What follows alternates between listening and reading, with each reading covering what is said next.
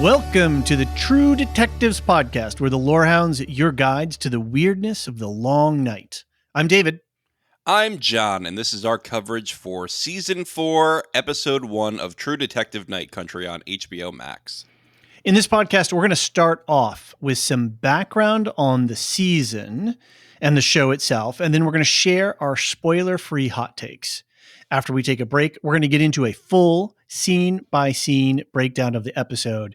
It took me 2 nights to do the outline of the show. It's so packed, boy. Hold on to your socks. We do have access to screeners. However, we would love to have your feedback as we go along.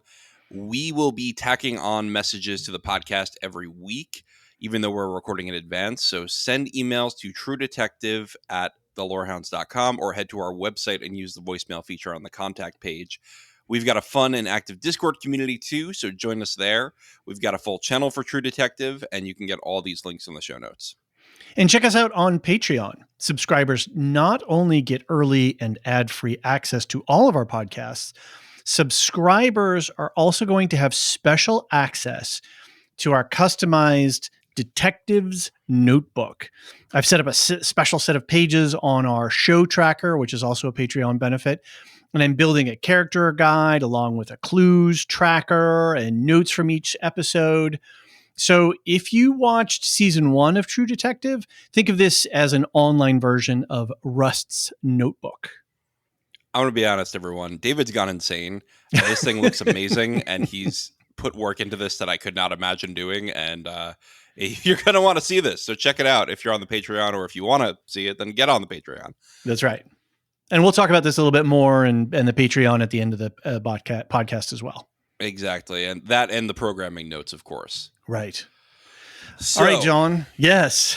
Hi. How are you? Happy New Year. I know. Happy New Year. But this is our first flagship show of the new year. Are you excited? I am. I'm detecting some notes of excitement in you as well. I'm nerding out hardcore. That's great. That's great. So I guess maybe we should talk about even what our history is with this series, because it's very different. Yeah. Well, yeah, we do have a bunch of stuff that we want to probably set up ahead of time. I will just add to the note of excitement that after watching a full 1 hour drama mystery television show, I kind of felt a little out of shape. I was a little flabby, Yeah. I'm used to these 38 minute, 37 minute, little things. And this was a full, I think the screener for this episode 1 was like 58 minutes. And that was just with a little bit of stuff on either end. So that was a solid chunk of material. And it feels weird to be back into the full game of it, but it also feels good. I'm very excited. Yeah. Yeah. No, it's cool to be breaking down something like this. I don't think we've ever really done this kind of mystery show before. The closest like thing a full mystery box, mystery type Kaleidoscope, show. Mm-hmm.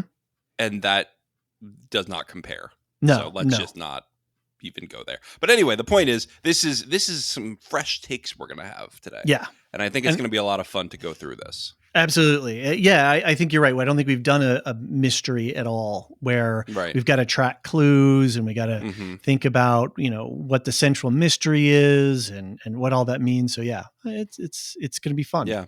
Well, White Lotus had it. I'll say that. The White Lotus had a mystery. But that's not the point of the show, I would say. Whereas this is the point of this show. Right. And I'm kind of glad I messaged you on our private Discord too. And I was like, it's probably a good thing that this is 6 episodes, because if it were 10 episodes, it might kill me with all the extra work that I'm putting into it. I know. And thank you for doing that. I'm having fun. If it becomes too much, you just let us all know. Yeah. And we'll be okay. Fun. Well, you have a note here that we have screeners. We mentioned that earlier in the intro, but we are not watching ahead. That's what we wanted to say here. So we have only seen episode 1 for this podcast, and we will not be spoiling anything and being like, well, we'll have to wait and see, because that's annoying, and you don't need to deal with that.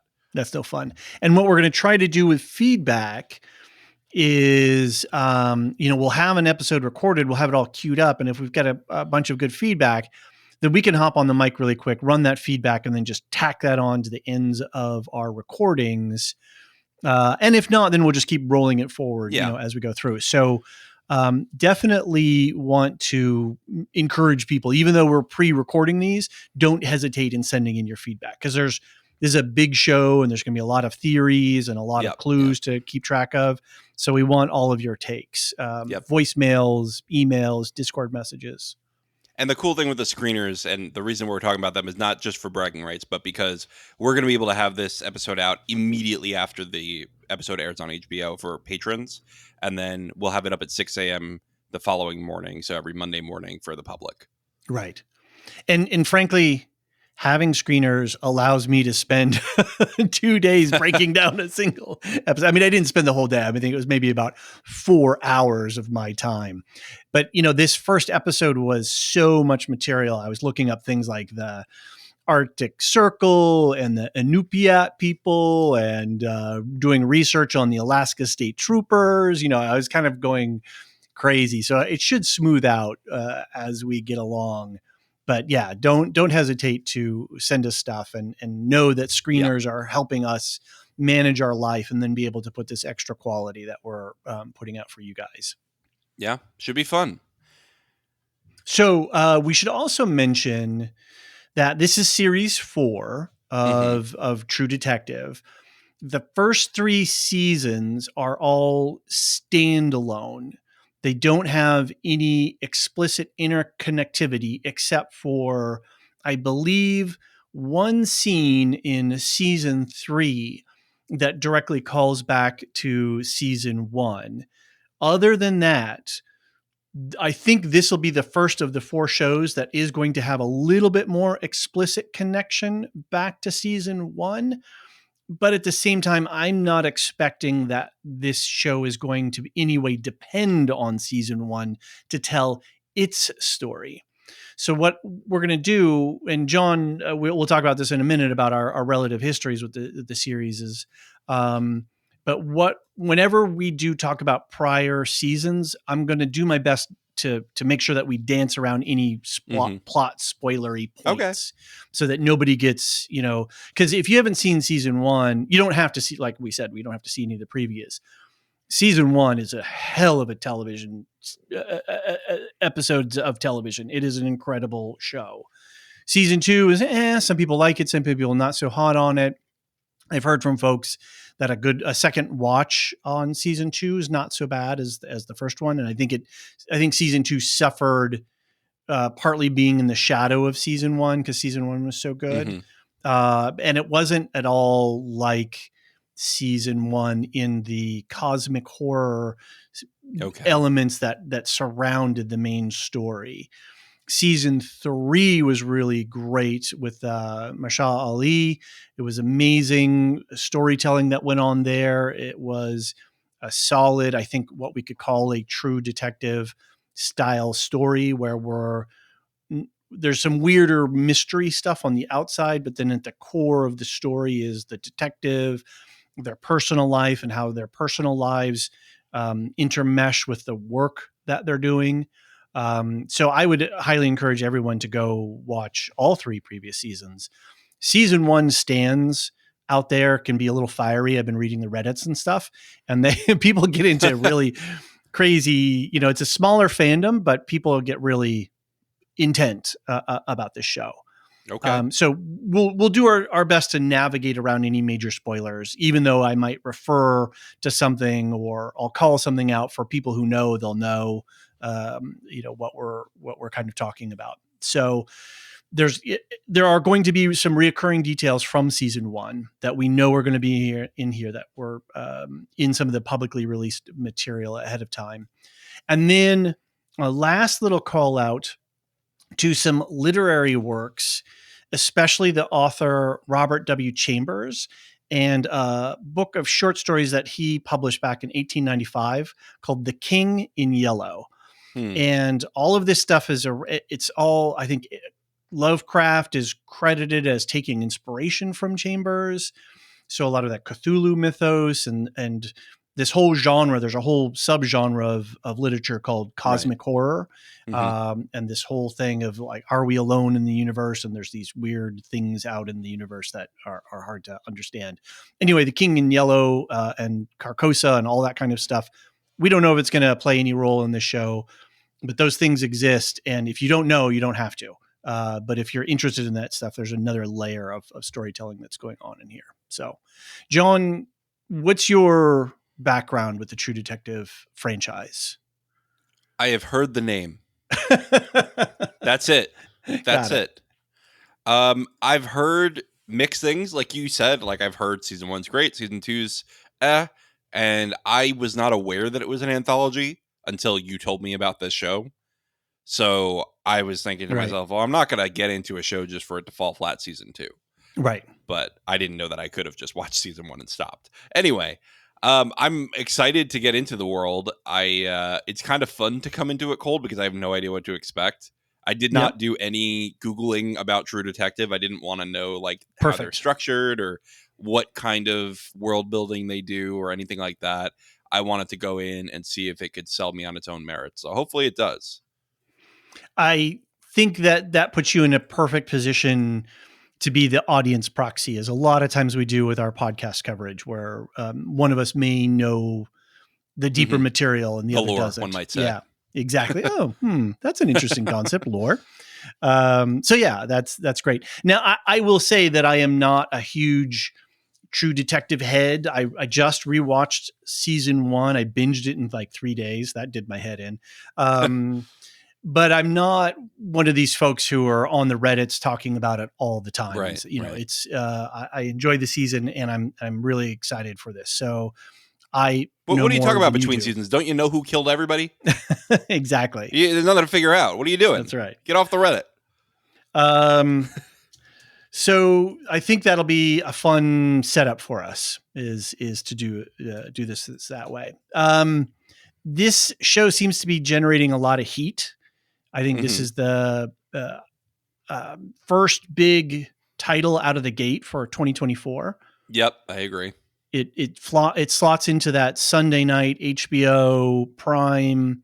This is exactly where The Last of Us was. I can't remember when Last of Us started. It started like right after the new year. Yeah. So it locks right into that. I think there's going to be a lot of people, a lot of podcasts covering the show. A lot of YouTubers are going to be covering the show. I think we're going to see a lot of it on the bigger media franchise, NPR and the like. So from what I can see, there's a lot of buzz and a lot of excitement. So much buzz so that some of it's incorrect and terrified me because I was Googling just some like publicity stuff for this season. And I read an article and it was like 2 episodes will drop on January 14th. And I went, and this was right before we were about to record. And I was like, oh my God, we have to schedule another recording. And it was completely wrong. I triple checked it other places. Okay. But it made me panic for a minute. So get your stuff right, Boston Herald. That's shocking that they got that wrong. So, it's a common thing that happens. Yeah, but HBO isn't one for that. Anyway, so yeah, there's going to be a lot of information out there. So, and I think one of the things we have to take into account as well, and I noticed this when I was doing my outlining the other day, that I don't have a lot of other websites or material to rely on because we're recording this and watching it before the episode is out. And usually when the episode is out, there's a ton of material that we can go and then rely on and synthesize and bring in. So in some ways we're really out here flying solo because we don't have we have to do a lot of primary research. Whereas we did solo last month. Oh, right. Yeah, that's right. On our Star Wars Film Festival. Yeah. I'm excited for Get your head in the game, David. My head we did solo last month. Lost in the details. So that said, regarding show research and whatnot, as we mentioned in the intro, I've been working on a compendium resource thing, a sort of Rust Cole's diary, if you will, online. There's a platform out in the world called Notion, and it's this cool database web pagey thing where I'm not even going to try and explain it. If you know, you know. If you don't know, then you just know that if you go to this page, you're going to get a lot of depth of information, and there's going to be a lot of track back links to other things, sort of all a web, if you will, of information. If you're a Patreon subscriber, this will be available to you. I'll pin a post on our Patreon with the link for it. I'm nominally calling it a detective's notebook, and it's going to be embedded on the show page in our show tracker. We have a big show tracker that tracks curated shows, titles, and movies all throughout the year, and it provides a lot of basic information. And these are all resources that subscribers to our Patreon have access to. Now, look, and John, I don't know, we haven't really talked about this attitude yet, but like if people want to subscribe and hang out for the show and then unsubscribe, that doesn't really bother me. I mean, yeah, that's what Patreon is for, right? You can sign up and then you can cancel the next month. It works. Yeah, you can dip in and dip out. So if that works for you, we'd love to have you stay. So. Exactly. We got a fun community. It's a good number of people, and then and if you want to, we offer annual memberships, which is like a really nice thing. We give it like a 10% discount. You can upgrade your account anytime if you want. So there's going to be and there's value. There's a whole bunch of value in this whole notebook. So one of the things that I'm doing with the episode is I'm using my phone to screenshot things and clues or characters, and then I'm putting them in. I'm building a character guide so you could like see who the characters are. I'm going to start tracking key clues, some notes and fun things in episodes. There were some details that I caught in episode 1, little Easter eggs, and I can post a photo of that Easter egg, and then you can see it there on that page. So if that sounds at all interesting to you, please head over to our Patreon, subscribe. You can get the link or you can send me a message. On the flip side of that is if you catch a clue that I don't, or you've got some good information, you take a screenshot or what have you, send it in, truedetective@thelorehounds.com, and I'll add it. I'll take your information and add it into our big database of stuff going on here. So, because there are things that I'm going to miss invariably. So, John, I think that's about it for our sort of pregame coverage here. What did you think of episode 1? I thought it was pretty good. It could have been better. I think coming in as a new viewer, it was really disorienting. That could be on purpose. Okay. But it was, I remember I messaged you halfway through the episode and said, I am lost. and I you're a Wheel of Time head. Sure. Yeah. I mean, I'm no stranger to complex worlds. I think that things just felt really arbitrary. It's not that there was too much world building. It was just that the scenes just felt like they didn't go together. But on second watch, I liked it better because I knew what was coming. Because by the end of the first episode, I generally understood what was happening. I understood the basics of the world. I understood the basics of the scenario. But yeah, I wasn't sure, certain clues, like where they went, where they fit into things. And I think some of that's intentional, some of it's not. So I was a little disoriented. But, and I'll say, actually, I don't usually watch shows like this. This is not my preferred genre of, a murder mystery. I think, there's some things that feel very Sherlockian in this episode. Yep. That's true. That's like a pet peeve of mine. That's really? That's like an ick moment for me when they go, well, this means this. It's elementary, Watson. I don't like that. There's a definite little scene where that happens, doesn't it? Yes. Isn't it? Yeah. Yes. I'm sure we'll talk about it in the spoiler section. We will. But at the moment that happened, I was like, okay. But other than that, there was no actually, no, there were some ick moments. There were some subject matters that I thought were unnecessary. But again, I don't know where the series is going, and it could develop into something important. So I will reserve judgment. Overall, I thought it was entertaining. It was very creepy. It was very spooky. Good, great. There was a great ambiance, and I'm looking forward to seeing where it's going. So again, I didn't not like the episode, but I just think that I'm not fully in on this world yet, and I'm hoping that in episode 2 they can sort of solidify my belonging in this world. I don't think that I'm far off of your assessment in terms of my enjoyment of episode 1. I think I was going in with a lot of expectation myself. And then when I was watching, there's some CGI of some wildlife early on, and it was a little off, and it almost borderline took me out of it. And there were some other things here or there. But the episode was trying to do so much work. I mean, this is a 6 episode run. and it's got to on-ramp us. This is like getting on a freeway on-ramp where we have to be at speed in a very short amount of time. So we've got to introduce characters. We've got to set central motivations and tension and conflict with other characters. They have to establish the central mystery. And I think on my second watch, my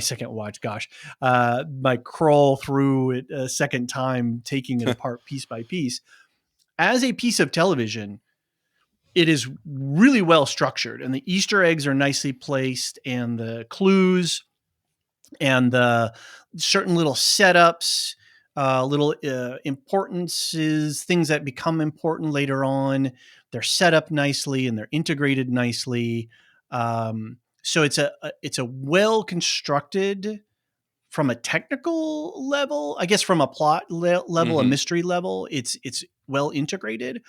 But I did feel that there was a little bit of rough around the edges, and again, maybe it's it's a episode 1 of a show, so it hasn't really found its rhythm yet, and that kind of stuff. I will say that the sets are looking good, the acting is on point, all of the actors seem really great, even Jodie Foster's primary counterpart, Callie Reese. They seem to be, I love their chemistry. Their anti-chemistry, whatever their friction is so far is pretty good. Yeah. And it seems like it's done the work too, to understand Alaska, to understand who lives there, and some of the history of it. So I'm feeling pretty confident, and I'm feeling pretty excited to have a good mystery in front of us. And this started well. Certainly not a bad start. I'm looking forward to seeing where it goes. I think the more I think about it, the more I like it, which is probably what the show wants. Right. So I guess we should probably start talking about the show soon. We probably should. 22 minutes in. Yes. Well, let's take a quick break, and then when we get back, then we'll get into our heavy spoilers, and we'll do a scene by scene breakdown of the whole episode. Sounds good.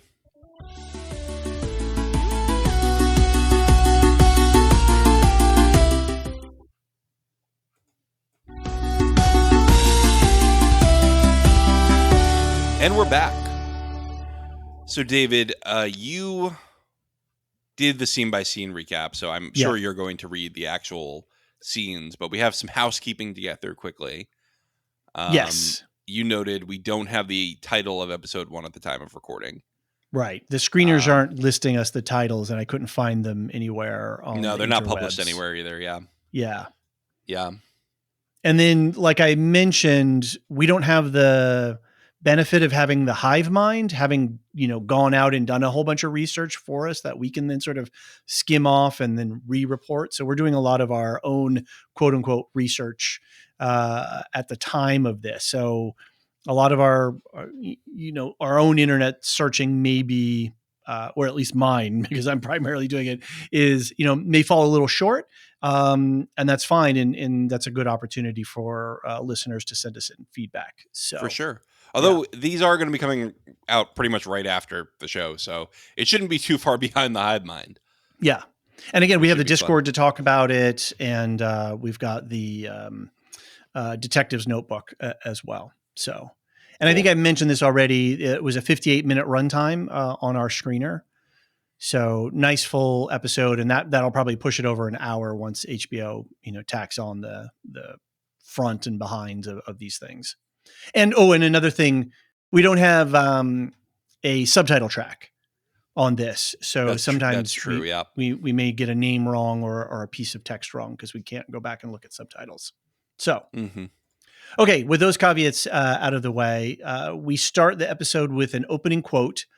"For we do not know what beasts the night dreams when its hours grow too long for even God to be awake." Hildred Castigane.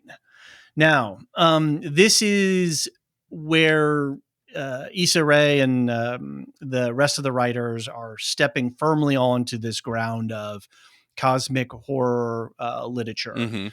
So this person, this name, Hildred Castigane, is a character in a short story called The Repairer of Reputations by Robert Chambers, who I mentioned before.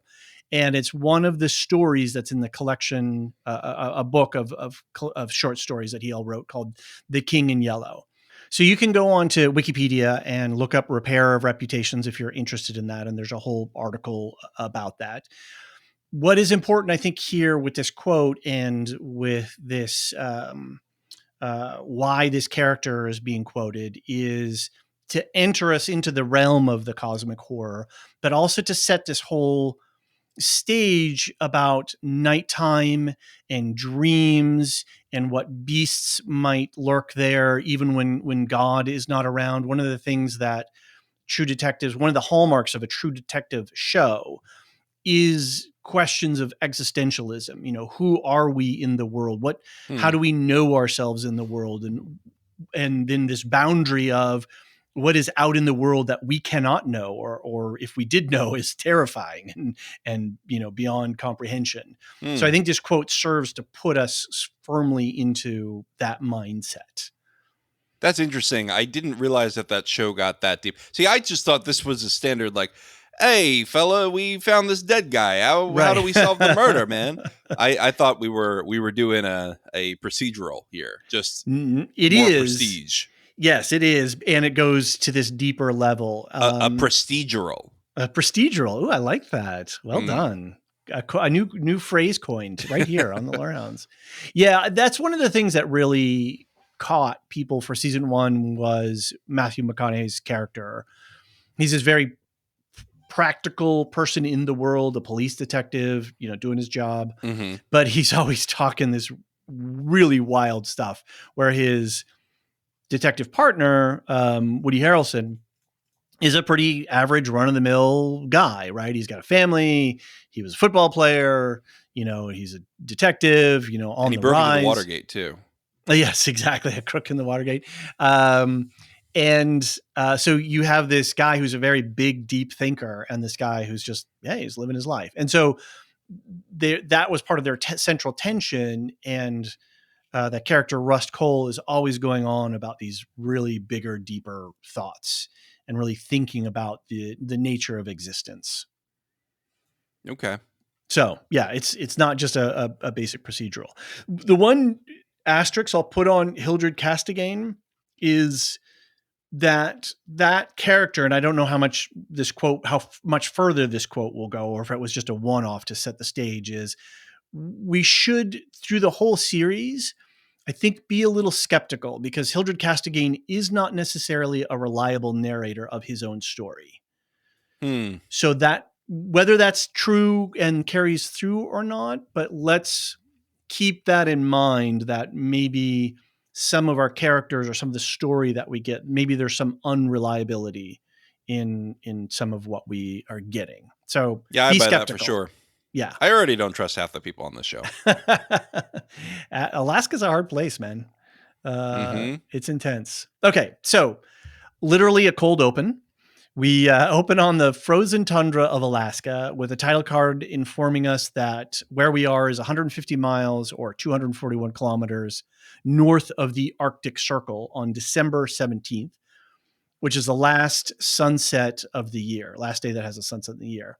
And as the sun sets, we see a man, probably an Inupiat man, taking aim on a herd of caribou, aka reindeer. And as he prepares to shoot, something spooks the animals, which causes them to stampede off the edge of a cliff. John, what did you make of this scene? I was like, all right. I didn't, what am I supposed to say about this? It was very, the White Walkers are coming. It was very White Walkers, wasn't it?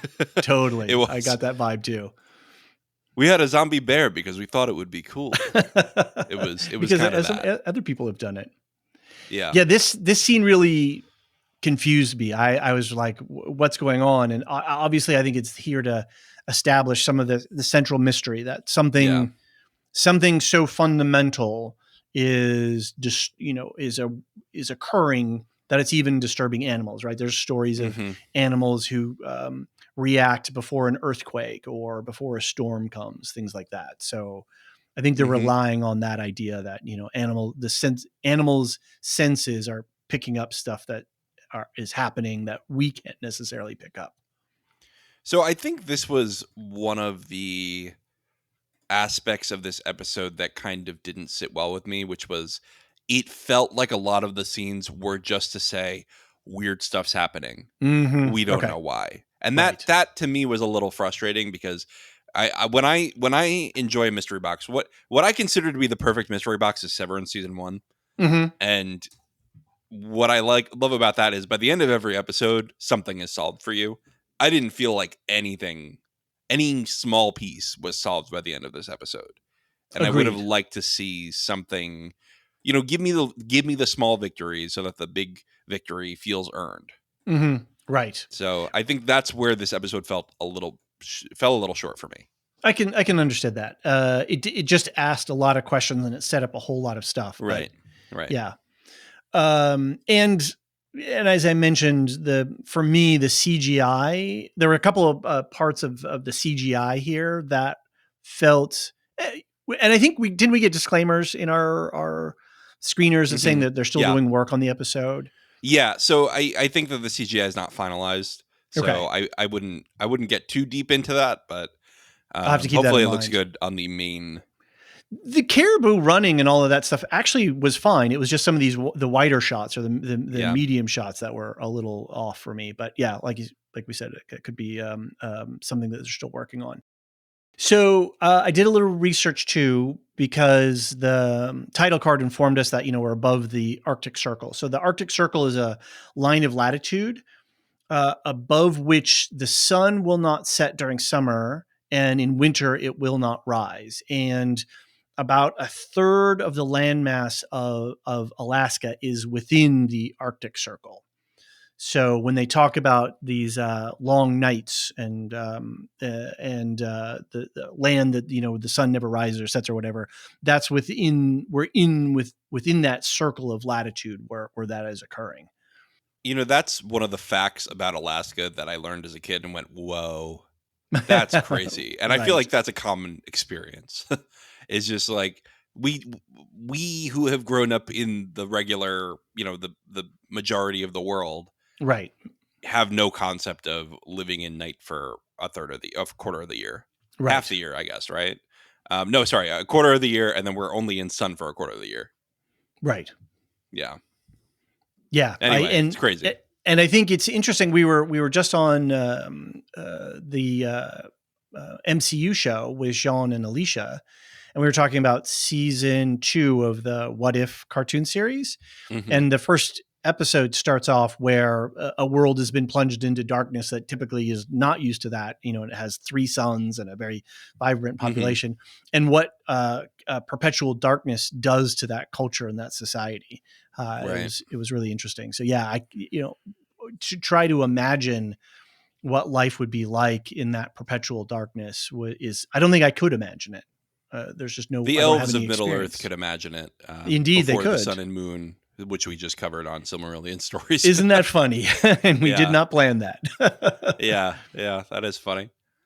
So I don't know what happened with the caribou. We just see them sort of flying off, and the hunter looking confused. So I don't know if this is going to be a detail that comes back, or if this is just a one-off to give us the creepy vibes. Yeah, I don't know. I'm sure we'll learn eventually what's making them run off. I would hope so. I hope though that they do the Jaws thing where they don't really let you see the monster Right. until there's a short bit. Like it's scarier if you don't see it. If It you is. see, I think there was a point in a scene that we're about to go into soon where you see like a flash of a shadow, and I liked that. That's nice and spooky. Right. Yeah, our imaginations do a lot, and we can be more creeped out by our own imaginations than by the a direct visual. Indeed. Right. All right. Our next scene, we're introduced to the Salal Arctic Research Station, and we get a tour and meet the researchers who are stationed there.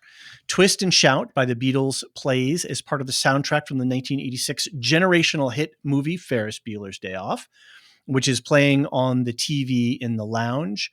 And a title card gives us latitude and longitude coordinates. So we'll pause there before we get into the next scene where the guy's making the sandwich. Any thoughts or impressions from this little montage that introduces us to where our central mystery starts off? I mean, it seemed like they were just doing, hey, it's a regular day in the life. They're just normal Mm-hmm. guys hanging out, doing their research, and then chilling out. Yeah. And And yeah, sort of giving us little little bios of each one sure. in their daily activities. So this is where I thought the episode was well constructed in that we learn a lot about who these people are, even though they're about to get frozen. And by the end of the episode, at least we have a sense of character. So we have a sense of caring for them, I guess. And we've got great choices in movies. Have you seen Ferris Bueller's Day Off? Of course I have. Everyone's seen Ferris Bueller. I never make assumptions with you about what movies you have or have not seen. So you know, it was nice. My I think my social studies teacher in like the 7th grade put it on for my whole class. No way. Right before a long break. Oh, and he was like, "Just enjoy it, kids." And we did, and that was awesome. such a nice moment. Seeing that on the last day of school in a while, that was nice. Yeah, it's a fun movie. I'm not sure why they chose that movie, so we'll see if it plays anything further. I wonder if they were telling us that they're slacking. They're taking a day off. They're doing like a day of hooky. They're not actually working. Yeah. Well, certainly Danvers later on hates this song for some reason. She acts very strongly to that to the Beatles song.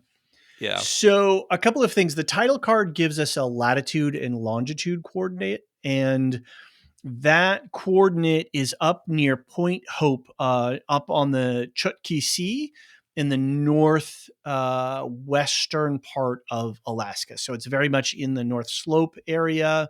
And I put a link to the coordinates and a map on our detective's notebook there. Did you Google Earth it? I did. I just used Google Maps. I didn't use Google Earth. So I do have Google Earth, but I just used. Do you remember when Google Earth came out and everybody's like, "Let me look at my house." Oh my God, we had that card 5 years ago. It was great. That's right. It was great. That's great. I look at our house and our street, and I'm like, whoa! I didn't realize that they cut that down or they painted it that color. Yeah, it's pretty funny. It lets you feel like an old man. That's right. So there's one other detail that we should be aware of here, that the name Salal, this Tsallal, has a whole bunch of potential deeper significance. And there's a couple of really good Reddit posts about this that do quite a intense breakdown.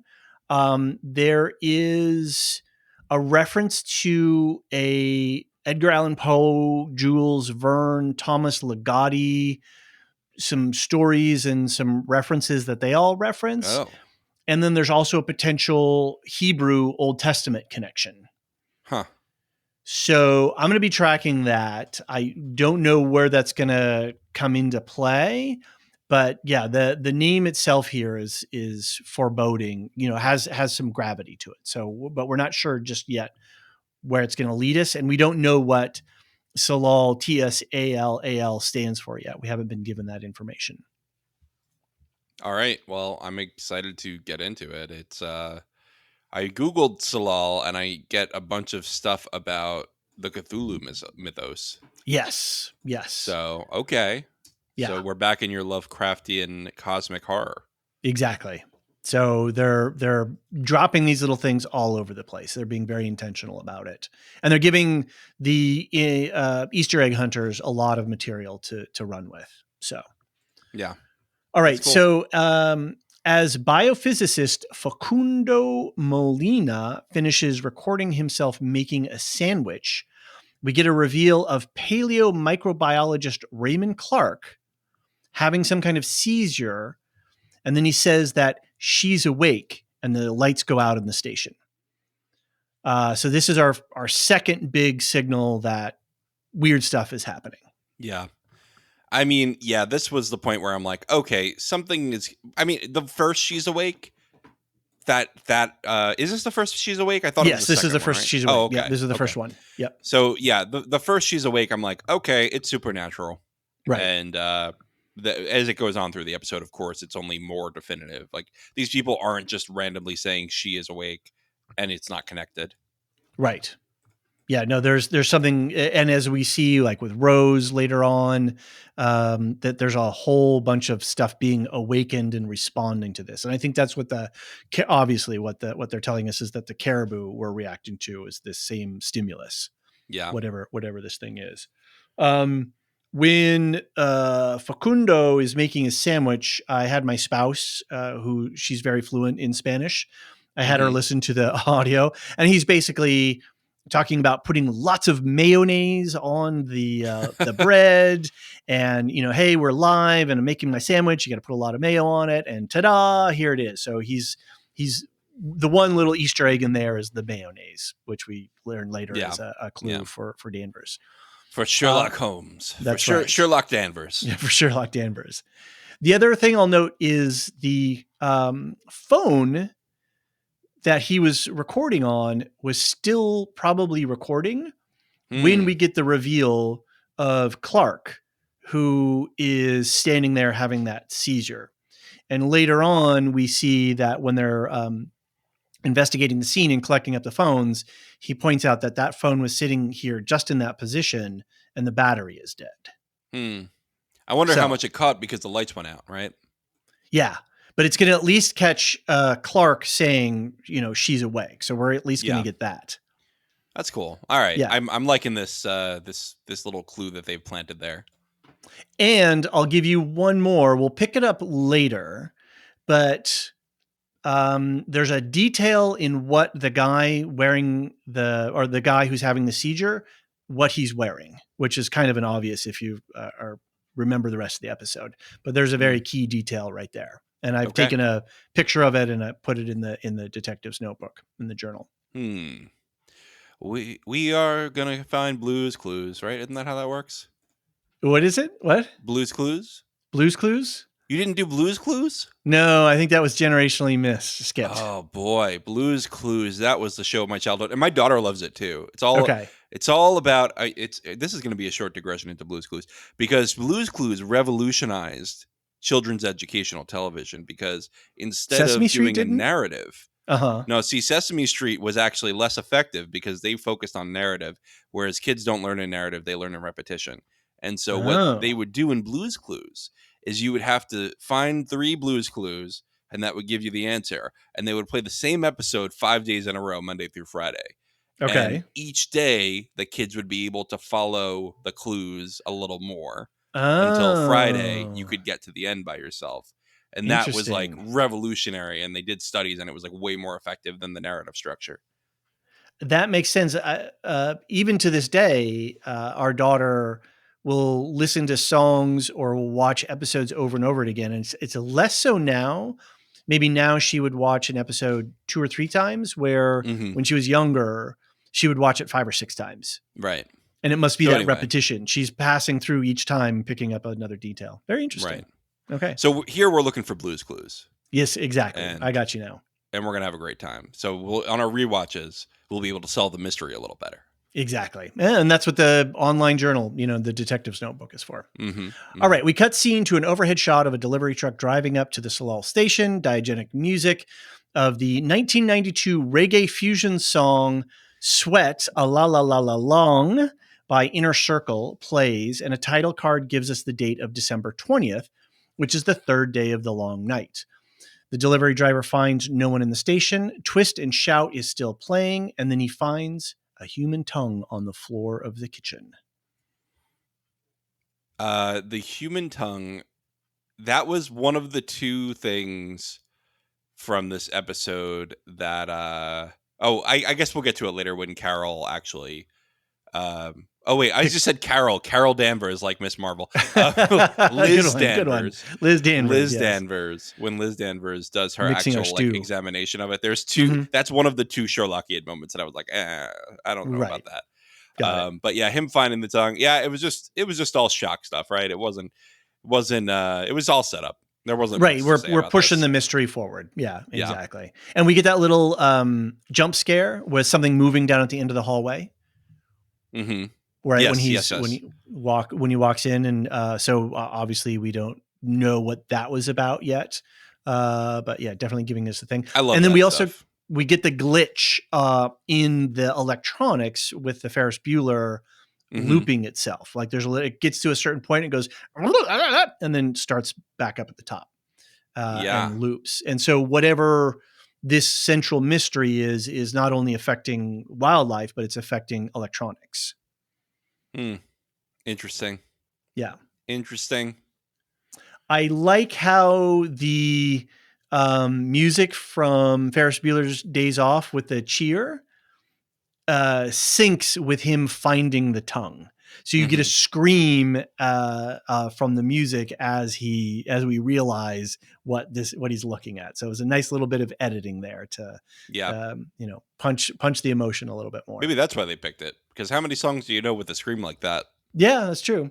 And in what movies are you gonna watch? I mean, they have a lot of movies, and there's another Easter egg on the DVD shelf or on the VHS shelf that we'll get to later. But yeah, sometimes you just want to feel good, turn off your brain, and kick back and watch something fun. Yeah, yeah. While you're slacking off from work. Exactly. Well, it's after it's it's the long night. What if they're off until the spring? What if you severanced in the Arctic Circle? That would be kind of weird. All boy. Right. We get the opening credit sequence with a montage of mixed scenes from the show and what look like to be weird visions intercut with things that actually come from the, that they actually filmed. So one of the things is there's a lot in that opening title credit. I haven't done my work on it yet. I'm just getting started here. So I thought maybe I would wait for the hive mind to do work. I would save myself a little effort and wait until the episode starts to air before I get into that, because I'm doing so much else. Maybe we should contact the showrunner and make them go through it line by line like David Goyer did for us. Ooh, that would be great. We should definitely reach out and see if there's some press availability. Let's see. Yeah. Anyway, the song, our title song, Bury a Friend, is a 2019 song by Billie Eilish. And the opening lyrics, or one of the main part of the lyrics, is, "When we all fall asleep, where do we go?" Or no, I'm sorry. I believe that's the album title. I'm not I think you're more of a Billie Eilish fan than I am. I'm not like, I don't usually listen to her randomly, but my friend showed in 2019, I was living in a very hipster area, and a lot of my friends were very hipstery, and they were in with the cool kids, and one of them showed me Billie Eilish and showed me this video actually. To I don't know if you've seen the actual music video, David. I did. I watched it. That's one of the reasons why my outline took so long, because I stopped and actually watched this whole video. It's a great video. It is a very cool video. Great video. Yeah. She's a demon under the bed, right? Yep. And there's this like possession stuff. Like I think she floats at one point. Somebody floats in it. So when I did my reading about this, obviously I was looking for the thematic elements that were going to connect the song to this. And there are some very on point themes here about sleeping, about monsters, about what we can see and what we can't see. And there's a quote by Billie Eilish that's well quoted on multiple websites that says, "Bury a friend is literally from the perspective of the monster under my bed. If you put yourself in that mindset, what is this creature doing or feeling? I also confess that I am this monster because I am my own worst enemy. I might be the monster under your bed too." Yeah, so, it's a really good song. Billie Eilish is incredibly talented. If I actually listened to music at any frequency, I'd probably listen to her. I just never listen to music. I end up listening to podcasts and audiobooks. Right, and falling asleep to Tolkien and yep. other things. I heard you're into Star Trek these days. I'm starting it a little bit, but I turned on One Piece a little bit, and then I got sidetracked. So okay, all right. It happens. Your next obsession. All right. Okay, we open back up on a scene of a crab processing plant where Alaska State Trooper or agent, I'm not sure what to call her, because some references are calling her detective, others are trooper, others are agent. And I couldn't find out how Alaska State Troopers actually refer to themselves. So if you know, write in and let me know. But anyway, Evangeline Angie Navarro played by Callie Reese, I believe I'm pronouncing her name correctly, is investigating a domestic violence situation. As she makes an arrest, she gets a phone call about something urgent. Do I you will know? also add to this. I went on the Alaska.gov website, and Nice. they say the Division of Alaska State Troopers. So we are okay to call them state troopers. And I think Danvers also says you're a state trooper. You're a trooper now. Yeah, Yeah. exactly. So I have not seen Callie Reese in anything else. I don't know anything about her as an actor or her history, other than that she's a professional boxer as well. Yeah, that's super cool. Yeah. Yeah, I mean, you go on her Wikipedia page, she's only got 4 things in her filmography, including this. Okay. So it sounds like, and her first thing was in 2021, so she's just getting into it. Right. Is she? I hope. Well, it's like she's following in the footsteps of who is on Mandalorian. That is no longer attached We to don't Star talk Wars. about her anymore. Right. But it's an interesting crossover, right? Coming in from being in the world of physical sports, fighting sports, and over into television and movies. I think she's doing a heck of a job. I am really enjoying what she's giving us in this character. I don't know how you're reacting to her portrayal or what you. Yeah, I thought she was good. I wouldn't have known that she was not already an established actor, except for the fact that I didn't know her. She was doing a good job acting. It wasn't like sometimes, I'm just going to say it, The Rock. I watched The Rock and I'm like, you are an athlete who is just doing the school play right now. Even though he's done so much, I just feel like he's always just The Rock. He's not like playing the himself. character he's playing. Yeah, which is fine. Like he's fine for what he is, and some people I do that. enjoy him. He, in what's it, the new Jumanji movie, like great. He's great in that. But this isn't that. She's actually acting. You could tell, which is great. I think she's doing a great job. And she's going toe to toe with Jodie Foster, literally toe to toe.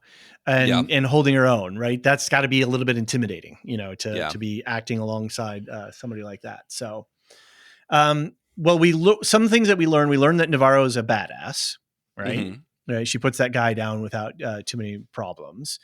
And I think another little clue that got dropped, and I don't know how significant it is, but the plant manager was saying that the crab season has been shitty and it's only getting worse. So I don't know if that's a general thing or a specific thing.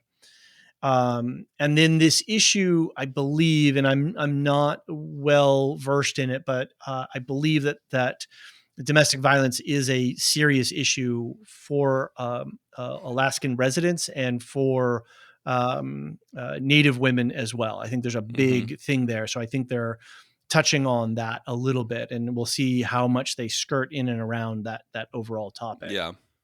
I'm sure you stick around at home more than a lot of other areas during the winter, right? And because it's dark out.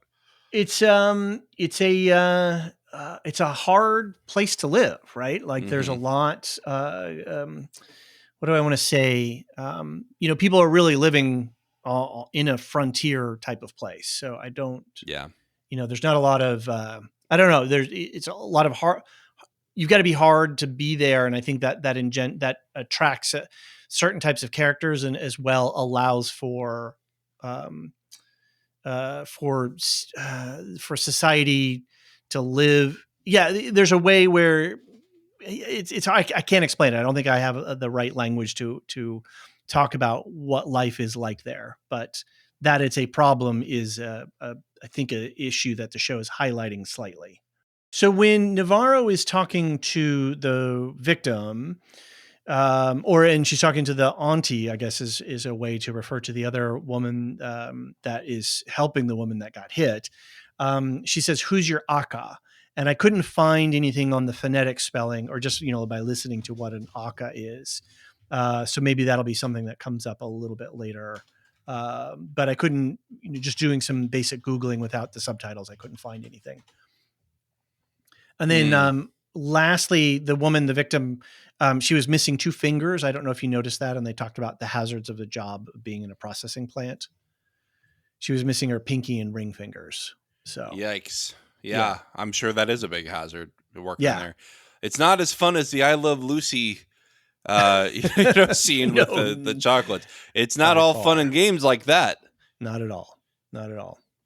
All right, we cut scenes and we go back to the research station where Police Chief Elizabeth Danvers, played by Jodie Foster, catches up with her fellow officers Pryor and Pryor, the elder and the younger.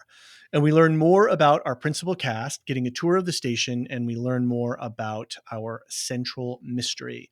And all of this is set to Magpie by the Unthanks. That's the name of the band. I don't know if there's going to be a Spotify list, but my Shazam was in overdrive when I was watching this episode, picking up all these songs. So fair enough. I liked her from the get-go. I liked Liz Danvers. I think that she's a cool character. I think Jodie Foster is doing a great job playing this no-nonsense seasoned cop who's got a little bit of a chip on her shoulder. A little bit. I'm a sucker. I'm a sucker for that kind of character. Okay, nice. It's a really fun archetype. I wish she didn't Sherlock later because that took away from that, I thought. Okay. I just want her to be. I don't know. I don't know what I want her to be. Show me what you want me to see her as. True detective. Right. Well, we certainly know that she is tenacious and smart and professional. Yeah, she really knows what she's talking about. She figures out the hidden compartment, right? When the other guys kind of gave up on it and actually tried to put a blanket over the television that didn't really work very well. So I think they're telling us that she's tenacious here. Mm-hmm.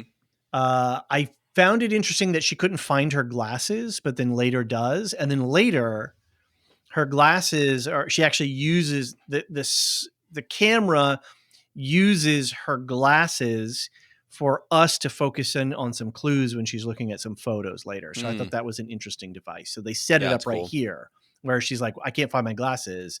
And then when she solves the case, she's like, oh, look, here they are. And I am Sherlock.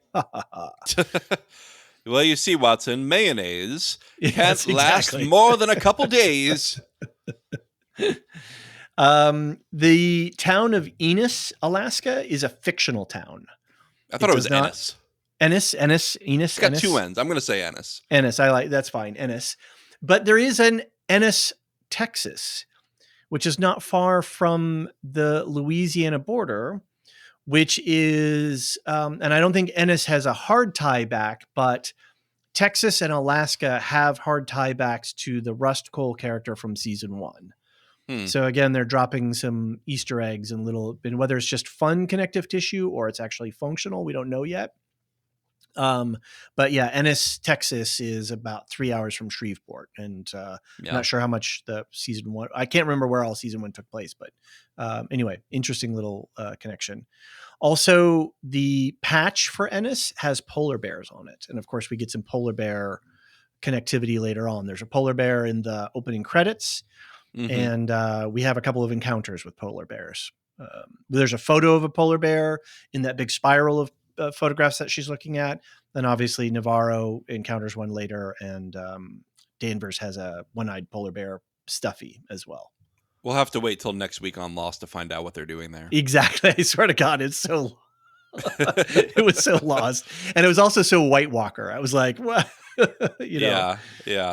Right. I don't think I can see a polar bear without thinking of Lost, though. I think that's just like the most iconic thing from it. Exactly. Hank Pryor and his son, Peter Pryor, they were a couple of interesting characters. It took me a while to realize what the actual relationship was there. I could see why you were maybe scratching your head a little bit after your first watch. Yeah. Whoa. Just took a little bit for everything to click, but I think it did eventually. Yeah, for sure. Okay, so a couple of clues in and around Salal Station. The first thing I want to shout out, which I got really excited for, was when Danvers is by the TV screen. Mm-hmm. There is, if you look, and I posted this in the notebook, there is a picture of one of the video cassettes that's there. I'm pretty sure it's a video cassette, not a DVD, of the John Carpenter movie, The Thing. And then in another shot, they move it so that it's on a different shelf so that the video cassette box stays in the frame and is very clearly in the shot so that we can see it without question. So who moved it? Well, it doesn't matter. Well, who moved it was the props department, right? Or the Well, director. you know what I mean, though, is like, no. I think it's a continuity error on production. Really? Okay. But not an error in as much as they wanted to make sure that we really saw it, because I don't think you see it the first time very clearly, but in the second shot at the end of that little sequence, it's very clearly there. So nothing spooky supernatural is moving it. I think the props department just moved it so that we could see it in the shot. But that's very clearly an homage and maybe just a fun Easter egg to what happens in that movie, The Thing, which is all about an Arctic research station and where, shit goes wrong. I've never watched The Thing, but I did listen to Properly Howard's review of it, and that was a lot of fun. So I get the vibe of The Thing. Exactly. Okay, so I'll get to this part later. There's a mission statement. So I took a photograph of that and I decoded the text so we could, if somebody wants to read what the mission statement of the Salal station is, that it will be available as well. Obviously, they've been around for 18 years doing core sampling and looking at the microbiology and looking for the source of life. We get the whiteboard where the director of the station, Anders Lund, was working on some data in the earlier montage, but then he's written on there, "We are all dead." So, see, this is what confuses me, and I guess this is, again, another question raised where you're like, you're not going to give me any answers this episode, are you? Right, none. Which is, if the lights went out, how did he write that, and when did he write it? Did he have time? Like, I just don't. I wonder if like he was the last one alive. Is this the kind of show where like we're going to get a scene at the end where they play what actually happened?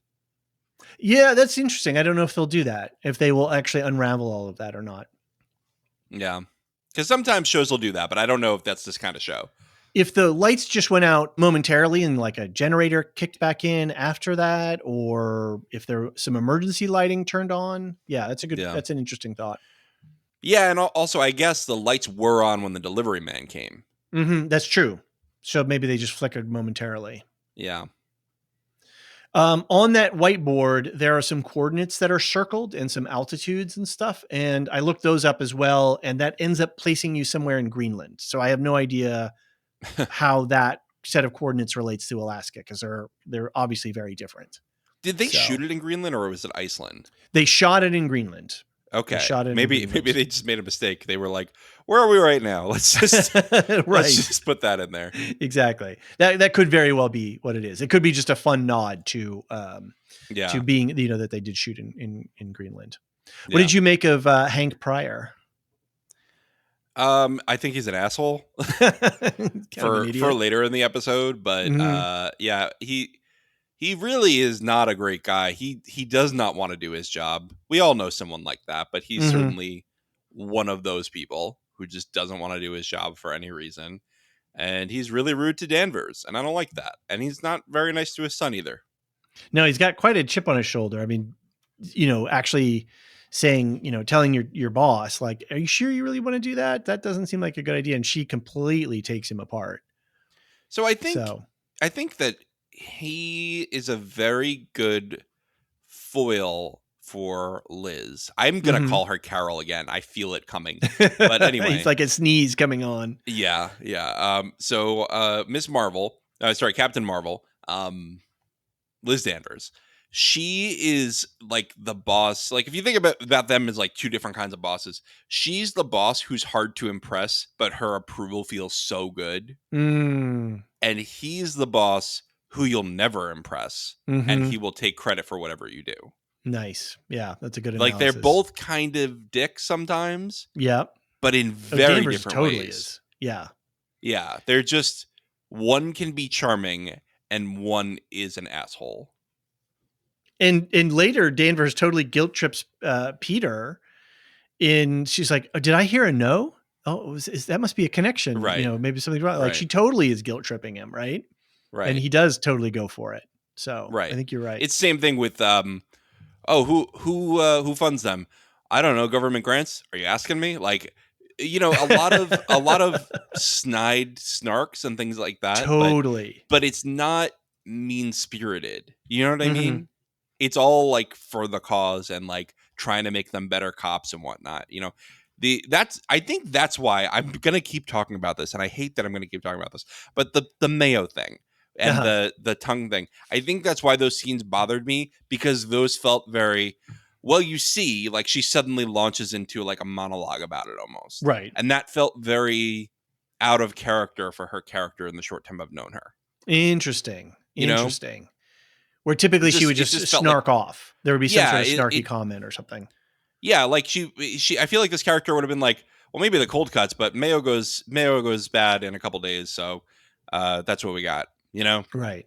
I think that's Instead, that would have been more in character. I think they're signaling to us that she is a consummate professional, right? Sure, She's well seasoned, sure. well experienced. She uses a lot of search and rescue terminology. She says, okay, well, let's mark this as the LKP and the POA, which are last known position and probability of area. Yeah. And yes, I did go on the search and rescue websites to look up these acronyms. But they're signaling to us very clearly that she is smart, seasoned, tenacious, and on top of the sort of sarcasm and emotionally reactive in some ways. But show don't tell. That's my criticism with that, is do it in a way that feels natural for the character to have the conversation. Don't do it in service of the plot. Rather, don't do it in service of showing me your clever writing. Right. And everywhere else, I think that was embedded. And just in that one little scene was where she sort of took off her glasses and said, well, my dear Watson. I agree. Yeah. I think that overall, she was a very consistent character, which is why this scene felt so weird to me. You sort of out of place for you. Yeah. I get it. That makes sense. Now I'm done talking about it. I'm done complaining about it. That was, I thought, the weakest part of the episode, and I thought it was overall a pretty good episode. So I'm done with my complaints. Fair enough. Well, now we cut over to a scene of Rose Agenou, I believe is how I pronounce this, played by Fiona Shaw. Try. No. Gutting what looks like a wolf while listening to the radio when something weird starts to happen and she sees an apparition of Travis. And of course, I'm sure you recall our illustrious Fiona Shaw. Of course. Mrs. Yes. Dudley is having a hard time in Alaska. Mrs. Dursley, I'm sorry. Well, and of course, I just got a lot of Andor vibes instantly the moment I saw her. So was that her too? Yeah. I never put together that she was mom. Mrs. Dursley and... What? Oh, wow. No, I only recognized her as Mrs. Dursley from Harry Potter. Oh, my Lord. That's so funny. That's hilarious. Now I see it. Yeah. I totally locked in on the Andor stuff, so... That's funny. Well, I mean, I think Harry Potter movies are more like burned into my brain forever because I watched them so much as a kid. I understand. Yeah. Yeah. Yeah. Less so for me. So. Yeah, she's that's the first thing I saw her in. You know, I think I've only seen her in that and Andor, and now this. So she's a heavy hitter, like a stage actor and a lot of stuff. So they really are bringing in somebody in, and what we can infer so far from this episode about Rose is that she's got some weird. She's a nexus of the weird. I guess we could say. So. Yeah. That was the Travis thing. Was the first thing that actually made me scared in the episode. Really? Oh, that was the first thing that honestly freaked me out. The rest of the episode, I was like, been there, done that. With TV, I mean, you know, yeah. I watch horror movies with my wife. Like, I'm like, that's nothing. But this, like, nothing terrifies me more than unhinged human beings. And ghostly apparitions and strange appearances. Sure. Okay, cool. That's good to know. I thought it was weird too. The wolf body pulsed when the radio fuzzed out and just before Travis showed up. So again, signaling that whatever phenomena is occurring here affects both biological and biological life as well as electronics. Yeah, that's cool. That's cool. Travis in his bare feet. So if he's an apparition, it doesn't matter. I think, right? He doesn't care. He's cold. Right. Well, we don't know the rules of this world, but probably. There we go. Yeah, I'm sure he probably is an apparition, but I don't know if that's something that Fiona Shaw's character Rose is just seeing in her own mind, or if that's something supernatural. She seemed pretty nonplussed by it. She was like, "Hey, Travis, like, what's up?" Now, I don't know what did you have in your head, Ken, or what did you guess about their relationship between Travis and Rose? I thought Did you make any assumptions, or did you just let it be? maybe a long lost son. Mm-hmm. I That was was the thinking first thing husband, I thought, maybe. but Yeah, I was okay. kind of thinking husband. He seemed a little young for the husband, but if he died a long time ago, then maybe, Right. Okay. Yet to be seen. All right. We Yeah, catch we'll up have to with check it Danvers out. back at the police station while the receptionist speaks some bad Spanish and Navarro is waiting for her in her office. They discuss the tongue. Danvers tells the younger prior to look for the file of Annie Masu uh, Kotak. Danvers gets an angry phone call. So this is the second interrupting phone call. We get a lot of interrupting phone calls in this episode. Mm-hmm. You know, this whole thing with Annie's case, I think that this is where I really liked the characterization of Danvers, because Okay. it showed me that she's someone who is all about the job in a way where she's not looking for, glory or an atta girl or anything. Right. Because she doesn't tell Navarro that she looked into it, but she did. And the minute she gets a clue here, she goes, go reopen that case right now. Mm-hmm. And I think that shows that she really does care about the outcomes of these cases. That's interesting because later, when they re-encounter each other at Mm-hmm. the Salal station, I'm trying to find the quote here. I wrote it down. Navarro says, "We carry them all," and Danvers says, "No, we don't." Basically, like, I'm carrying the weight of this person's life, and Mm-hmm. maybe not necessarily guilt, but some sort of social obligation to solve this mystery and to Yeah. care for her memory. And Danvers is like, "F no, we don't. I don't owe.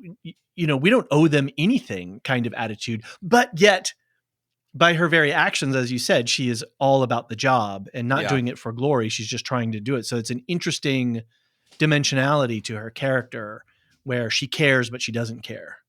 Yeah. Yeah. I took it as an emotional weight of like, we carry them all.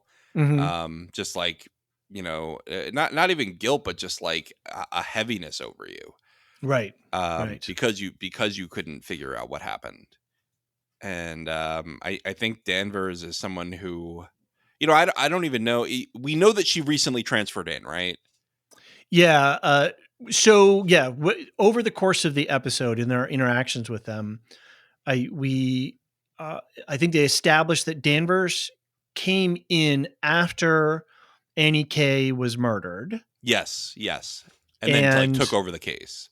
right. Well, and took over as maybe she hired in, but then there's some indication that did she come there with somebody else or because of somebody else, so that Leah, her quote unquote her daughter, or her what is adopted mother, or I'm not sure what the relation. We don't know what the relationship is there, Mm-hmm. but she stepped into some sort of social situation. That guy is now gone. Leah's father is now gone.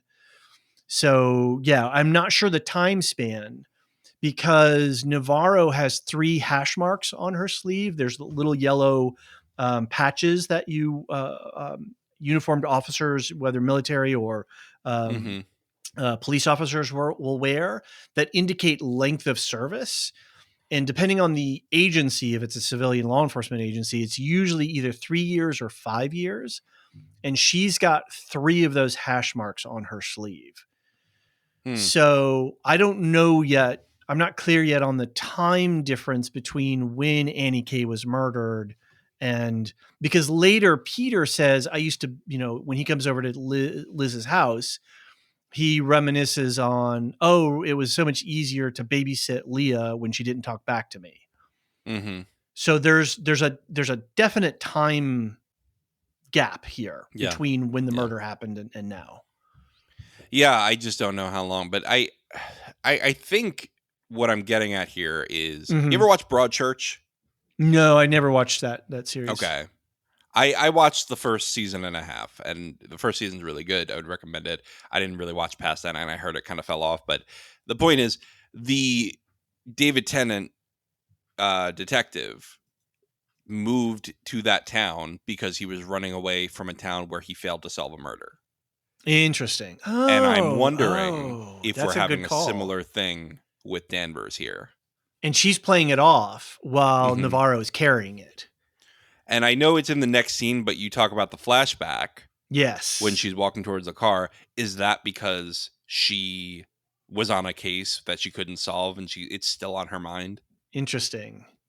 Because those shoes in the flashback, well, let's hold on to that. We'll come back around to it at the end. But I do like this theory because that would make Navarro and Danvers the same but different. Like they both care, and one's is carrying it on their shoulder, and the other one is like because Danvers is running away from something or ashamed of something, but yet still can't help herself. She is as obsessive as Navarro is in some ways. So it makes them the same but different. Yeah, that's what I mean when I talk about like she's kind of the curmudgeonly but lovable boss. Exactly. Yeah. She's got a big heart. It's just buried. Right. Yeah. No, I like it. I like that theory. That's really good. Good pull on the Broadchurch as well. I do my best to watch the British TV. There's one little thing in this scene where Navarro pulls off a group photo of something, and she refers to Daddy someone, and we don't have the subtitle, so I couldn't hear what that was referencing. But they intentionally blur out most of that photo, so we can only really see Danvers in the photo for just a brief second. So there's something funny going on there, maybe a character that we are going to meet later. So we'll keep an eye on that.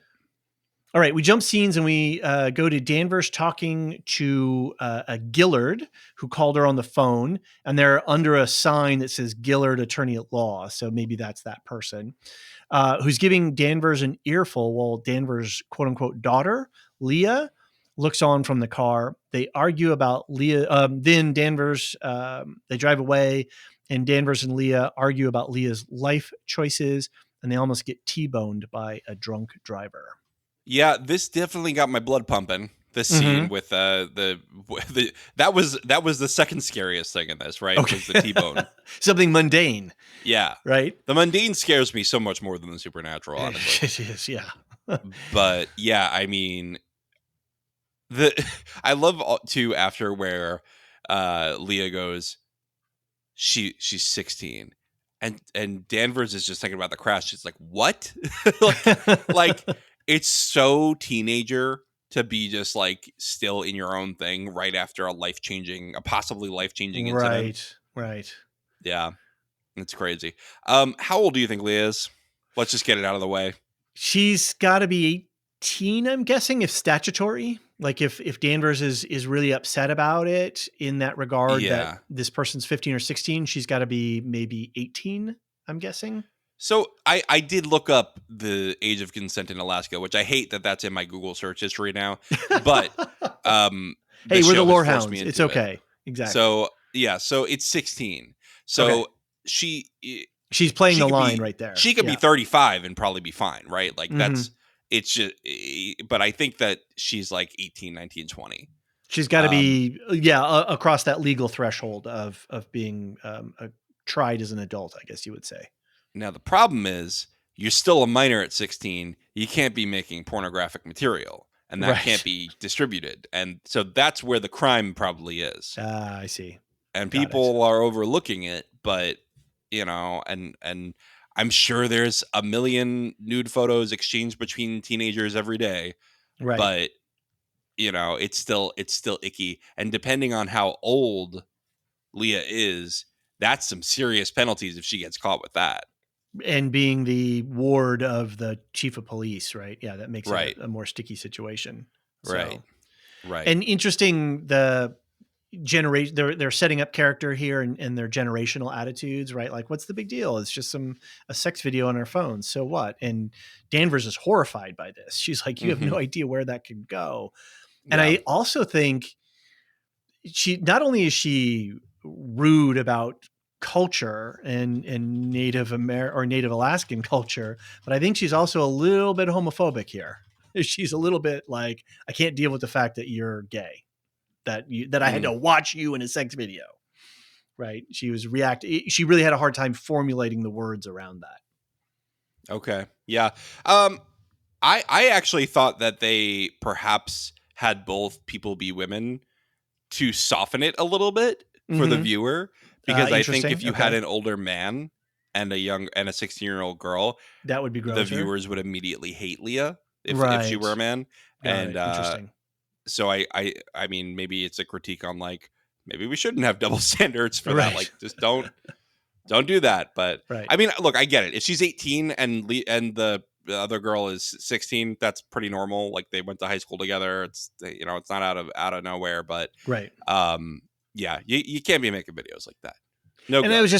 I was thinking that Danvers, this all also goes to Danvers being a bit of a curmudgeon, like and a bit of Yeah. a older, just having an older generation, a difference in opinion about cultural norms from a generational gap that wide. So Now, let's ask something here, though. Why did Gillard have to show Danvers the video?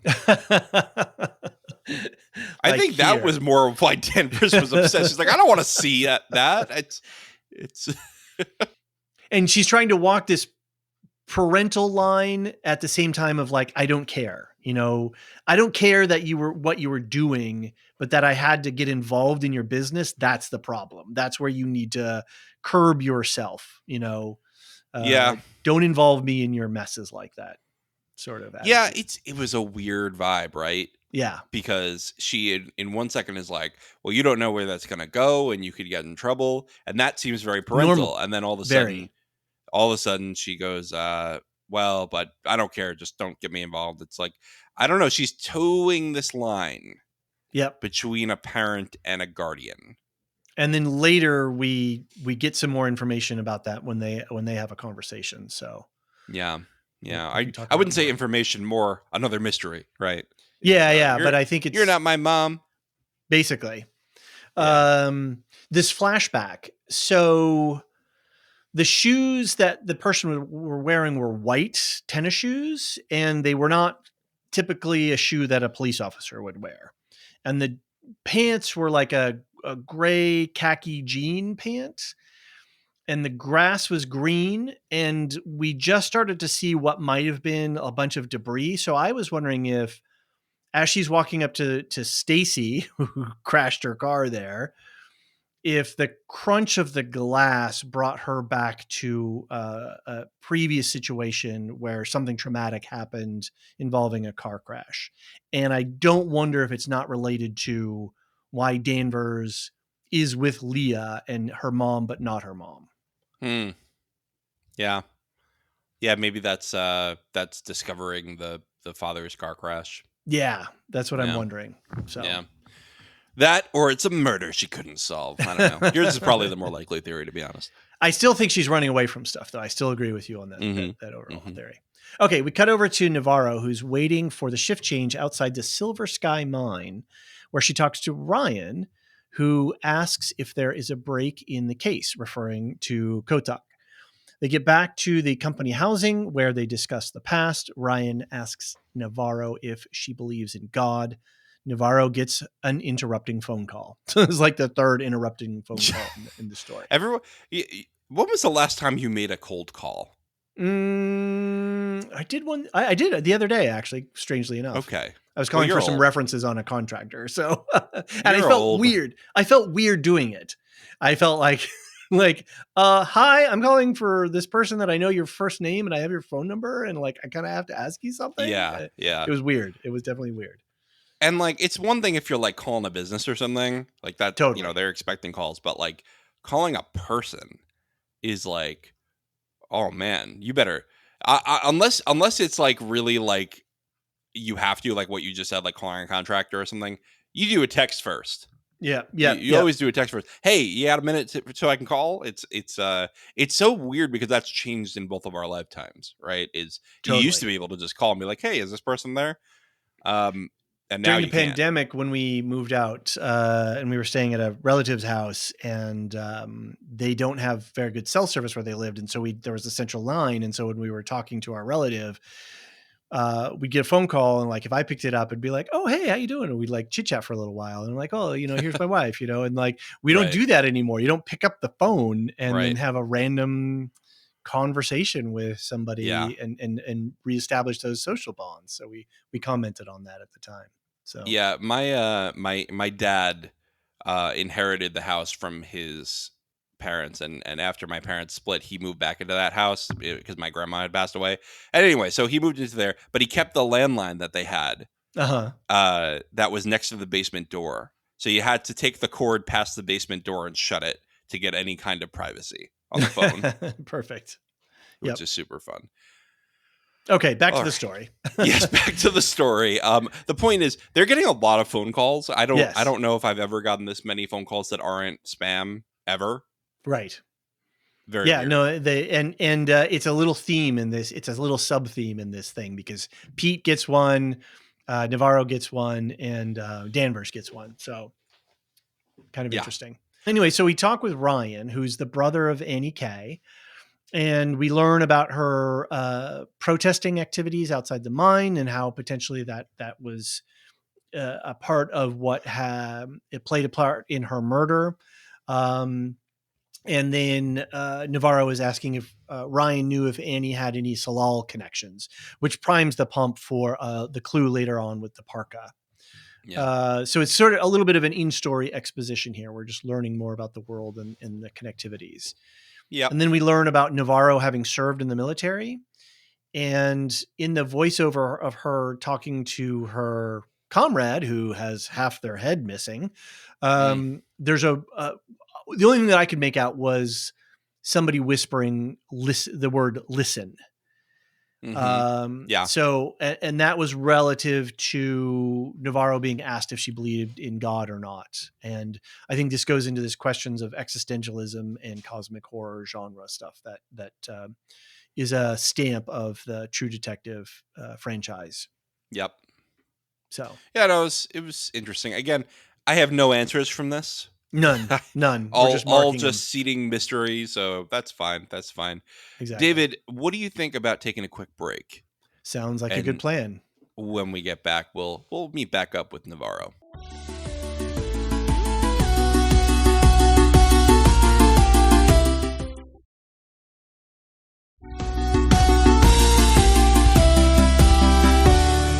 And we're back. What's next, David?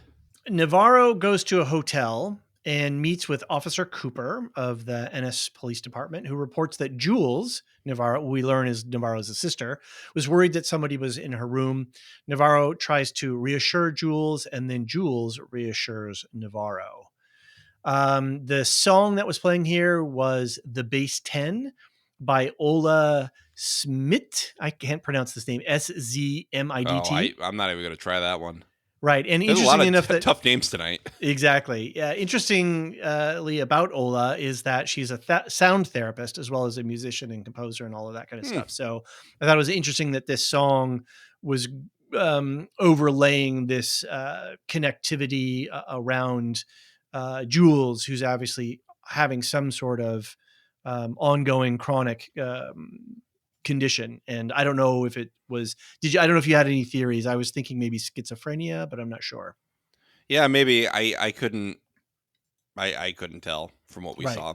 We're not psychiatrists, so yeah. Only when we're trying to diagnose Joel Miller from The Last of Us. Exactly. He's a monster. I think the interesting thing about that schizophrenia that made me interested in it was that it's not something that you can test for. And it's something that you can't know until the symptoms start to occur. And I would think that Jules is around the right age for those symptoms to start appearing. And then there's this question of, you got to be good, it seemed to me to be like, make sure you take your medications kind of conversation. She was bracing her to take her medications. So, and then, there's this conversation about regret for moving there and fears of becoming their mother. Just a lot more seeding mystery. Like I really I couldn't analyze this if I tried. Right. It's a lot of exposition. It's a lot of in-story exposition, I think is what's happening here. So. Yeah. All right, back at the police station, the younger Pryor and the chief review the Salal funding sources when they're interrupted by Stacy screaming from the jail cell. And this is where we learn a little bit about the elder Pryor's potential past relationship with Stacy. And we learn about Natasha, who's coming from Vladivostok. And that Hank Pryor has a whole bunch of case files at his house, which causes Peter to go later to steal some. So I think I don't know if you picked up anything in here, but it just seemed more like character exposition stuff Yeah, and I mean, this was world building. clearly. Yeah, I could analyze the cops all day because they're like the most interesting characters in the show for me. Uh-huh. Which is just you can see that Hank Pryor just does not want to do his job. Just Mm, absolutely could not be bothered to do his job. And he's like, I'm doing us all a favor. I'm letting this woman go. This and she obviously is not in her right mind and will be a menace to society if she goes out right now. hmm But he just doesn't want to listen to her. He doesn't want to do his job. Right. And this weird thing about like withholding the files, like what is he doing with doing that? That was Yeah, just very yeah. strange. He's a suspect now. Yeah, he's very sus, as the kids would say. All right, we Yeah. get a little bit of a combined scene here. It's easier to talk about these two together, where we meet the younger Pryor's family, his wife Kayla, and their son Darwin. Darwin has drawn an interesting picture of somebody whose eyes are bleeding. Chief Danvers interrupts an intimate moment between the two young folk. And then the younger Pryor goes off to his father's house to acquire the missing files that Danvers was looking for. And then he takes them over to Danvers's house. So a lot of interrupting phone calls here, as I mentioned earlier, the letter I E. know. I know. Again, who's picking up the phone in the middle of that? Seriously, right? She Yeah, was, I mean, and Kayla was not happy. I think she was in the right. Like, dude, you're off the clock. Mm-hmm. Just that's exactly what my wife would say to me. Like, I just know, like, you are off the clock, sir. Right. But I guess it's probably a different culture where you're like one of three police officers in this town. Mm-hmm. Okay, all right, maybe we need to, she needs backup or something. Could be an emergency. But she does seem like she calls for anything. It's not just emergencies. Like, she's calling him to look at a case file that he could very easily get the next day. Well, young Matt Damon here. I don't know. The actor has a lot of Matt Damon energy. I don't know if you caught that at all, but he did. He looked I'm, very I'm not much. sure how I like those apples, but Yeah, exactly. That's exactly the scene that I was thinking of when I saw him walk over there. She, and later on when he's at her house, she she's she's working with him to teach him and to show him the ropes and to include him in things, even though she's being gruff about it or guilt tripping him about it. She's not doing it without payoff. So I think that's where he does answer the call, is because, well, if I didn't care about my job, I wouldn't, but I kind of do care about my job. And this boss is actually like learning me the ropes. Right. So he feels yeah, obligated in some way, which she's taking advantage of in a big way. So, yeah. I wonder if he's just so attracted to her leadership style, the way I'm mhm. describing, like, he wants to impress her. Like, even you see, he kind of smirks when he goes, I will get you the information on their funding, right? Like, he Right. Hmm. he wants to win her approval, maybe because he never got dad's. Right. Right. And we don't know where his mom is or why she's no longer, why Frank and or Hank and It's her, Stacy. wherever she is. It's Ooh. Stacy. Oh no. Um, Even it's interesting though, because when he's over at Hank's house and there's the scene of where he's like, let me see what you took. They're both dressed very similarly in the sort of drab brown shirt and sort of drab brown pants, and they really and tall and skinny sort of. So yeah, he's not cut far from Hank. Maybe Hank was clever like that, but he's become jaded and uninterested in his job. Clearly, and more interested in Natasha from Vladivostok. Okay. All right. I'm buying Do it. you think? Do you think he knew that Pete threw the box out the window? I think he thought. I don't think so, actually, because I think he You would don't have think done so? something about it. Okay, No, I don't think so. I think he did. Really? But yeah, I kind Okay. of think he did. But then that case file, that box of files, those were hidden. Yeah. That one box was put, all the other ones were stacked around. So what's Hank doing with putting that box of files there? He clearly knows something, right? Like, Mm-hmm. this is going to be one where I would put money on that he's not the killer, but he knows who did it. No. Or he's protecting some other interest, Right. either Right. passively or indirectly, Yeah. and trying to do it for the good of the community. Just move on. Let that one bury. Let's just Yeah. bury that one and just move on. Yeah. Well, she was protesting the mine, right? Which is Right. probably run by a large business, and maybe he got some money to not look into the case very much, Interesting. to mess with some evidence, right? Is, Right. hey, she's causing us problems at this mine. We are Mm-hmm. going to make it go away. You're going to look the other way. Right. And he Right. did not anticipate Captain Marvel coming in to solve the problem. Exactly. Or Navarro, really not letting Right. go of it either. Right. So, and he could use the flood and holding those case files back in a kind of smokescreen cover. Like, well, that's reasonably legitimate, right? We got to move these files somewhere safe.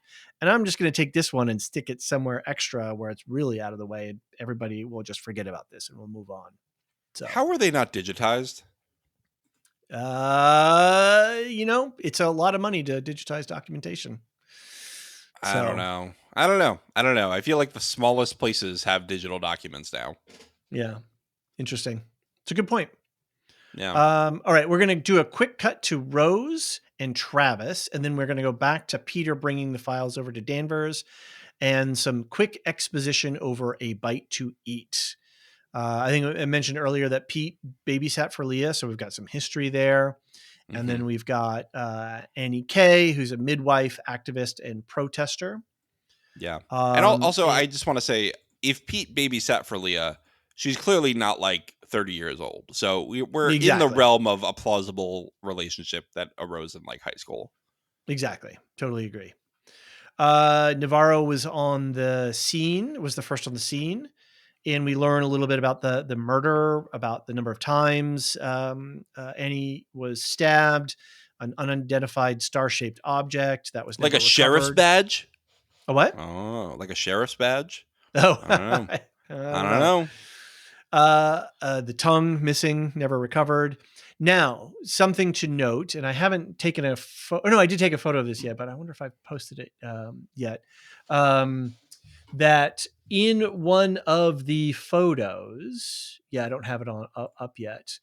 One of the photos that is seen there, it's a picture of a stab wound, and just above it, and I don't know if you remember this, there looks like to be a partial view of a tattoo of a line, possibly a spiral.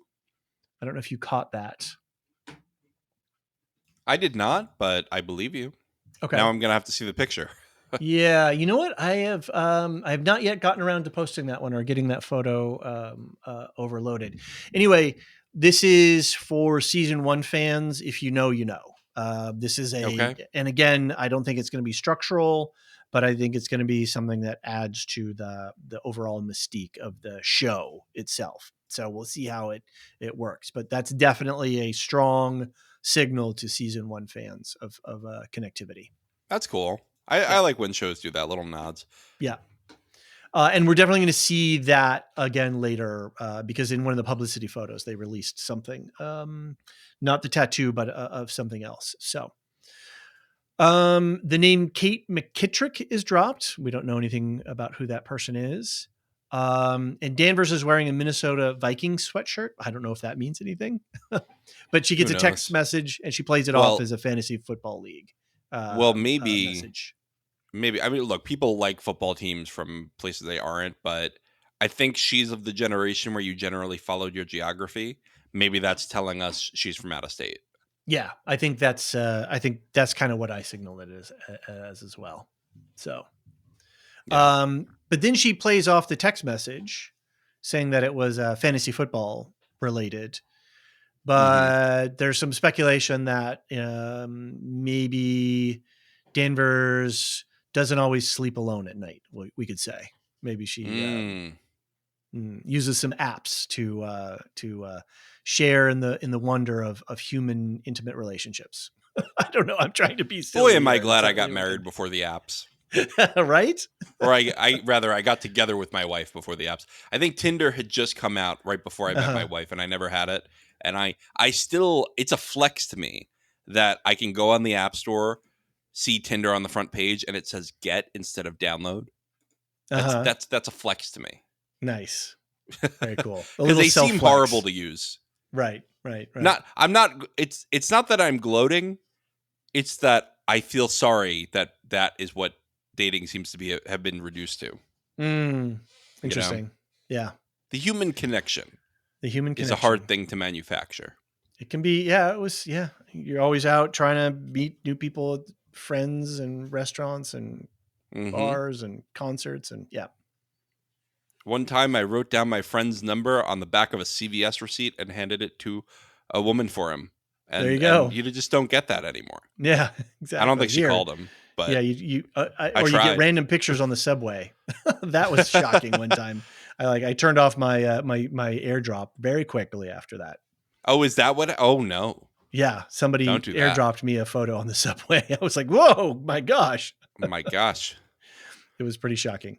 Yeah. Anyway, speaking of intimate relationships, Navarro stops in for a quickie with Eddie Quavik, and the song "Rescue Me" by the Unions plays while they, I guess Quavik's homebrew brings all the boys to his yard. Yeah, this was one of those like.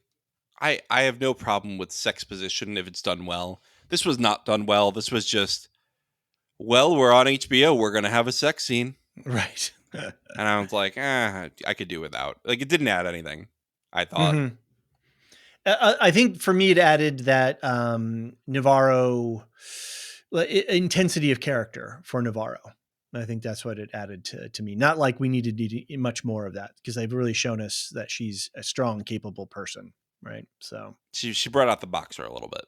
Exactly. We get to see some of her tats, and she is fit and prime. She looks like a boxer, which she sure does. And she makes that uniform look really good. Like when she walked in that first time in her uniform, I was like, dang, I would not want to mess with this person. Oh yeah. I will be very nice to her if I ever meet her. Absolutely. Because I don't want to get hit. All right, quick scene with Danvers and Leah talking in the bathroom, and then Navarro commits some criminal mischief on the shitbird from earlier. And this is where we learn about Danvers being not Leah's mom. Yeah. Yeah. It was really sad, honestly, of because Danvers didn't say like, no, you are my daughter. It was, she just kind of stayed silent. And that's where... So I've known people in my life who were like this, the strong silent type who actually have a big heart, but they don't realize that their silence can often cause pain because it feels very withholding. Right. And that's what I love about this character, is that she's complex. Mm-hmm. You have this, you have before, where I think she calls the Stacy a fucking bitch when she arrests her and like slams she her up. Really loses her cool with Stacy too.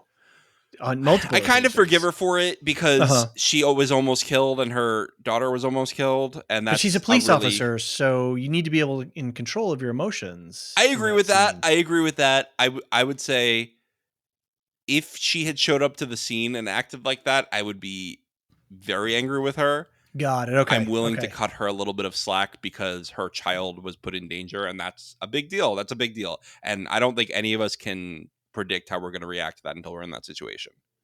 It's interesting too that you're mentioning this, and this goes into this thing of Danvers caring but not showing that she cares, because the first thing that she asks Leah is like, "Are you okay?" Yeah, and she checks in with Leah to make sure that she's settled before she gets out of the car. Right. And then here she says, "We're doing Christmas and I'm going to cook." So she's trying to put on a lot of the motions and create a stable environment for Leah to grow up in. But at the same time, she's not. So it's a really, like you said, there's a lot of nuance going on with this character. I think that Christmas will go as well as the Bears' Christmas. With fishes. Yeah. Just as well. Go watch The Bear if you haven't watched The Bear yet, because that's the best Christmas episode ever. One of the best episodes of television ever produced, I would say, ever. It goes in the top. I mean, there's a lot of good TV episodes, but it would definitely go in a top whatever list, top 50 list. Yeah. Very good. Yeah. And then this is where we also learn about a drunk driver incident, which goes into my theory about that was her flashback.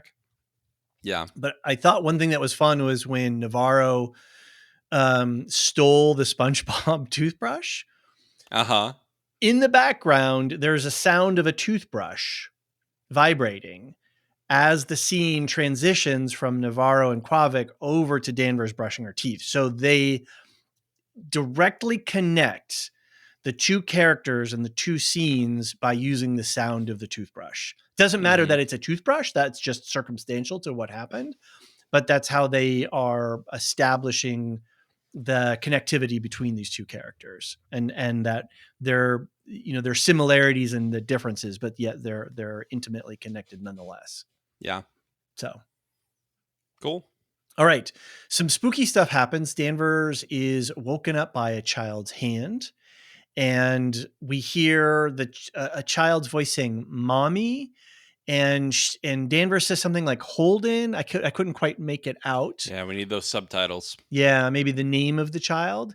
And then she wakes up, and then she looks down and she picks up a one-eyed polar bear stuffy. And then I'm sorry, I've got Danvers here in the thing. It's actually Navarro. Navarro is driving and talking to somebody on the phone working the case, and the call is interrupted by static and a voice saying she's awake.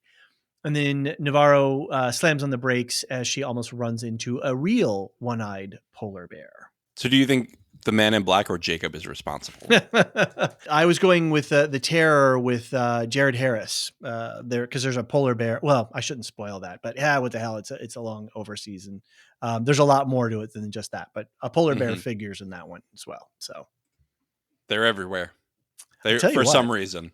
For some reason. Okay, so yeah, more spooky stuff. We get Danvers, a child who she seems to maybe know, and then the one-eyed polar bear. So we're keeping an eye on those things. All right. We then move into a detective's montage set to State of the Art AEIOU by Jim James. And we learn more about Annie K through the photographs that we see. There is a picture of a polar bear in this series of photographs. There's a lot of photographs from the Solal Research Station. And then we get the major clue that connects Annie K to the Solal Research Station, which is the photo of a parka, an off-colored parka, and that has a patch ripped off of it.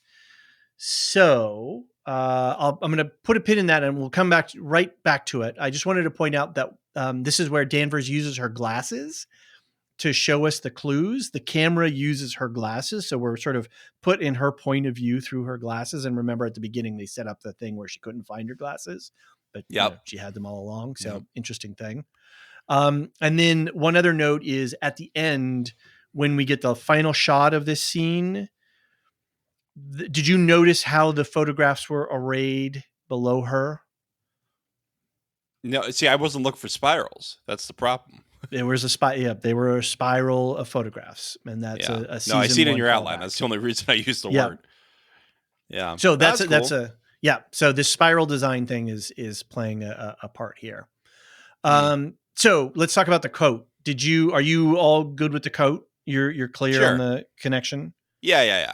That was the coat that is at least the same one, the same model, if you will. Yes. As the Annie who died a few years ago. Now, here's the two cool things that they've done in the show. First off, at the very beginning, when the guy's having the seizure, I'm pretty sure he's wearing that coat. And I got a picture of it. We can't see the patch, but we can see him wearing the coat, and it looks like it's the same color. And I'm pretty sure that's the same guy. Okay. Then, when Danvers is doing the walk around in the Solal station, when she's in the lab, after she looks at the ice cores, or is it just before? It's either before or after the ice cores.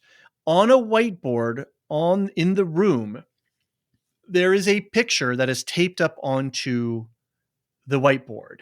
And somebody has drawn with a marker an arrow. And on the whiteboard, they've wrote rare specimen. And then the arrow points to somebody wearing a yellow pinkish colored parka that is different from the red parkas that everybody else is wearing. So they've buried two little clues into the they've woven these two little clues into the overall show, and they're there for people like me who what was the guy's name in Foundation that when we were talking to Goyer about it, Markley. Markley. So yeah, I'm hunting Markleys here. You'll find them. I found him. I believe in you. I have photographic evidence of my Markley here.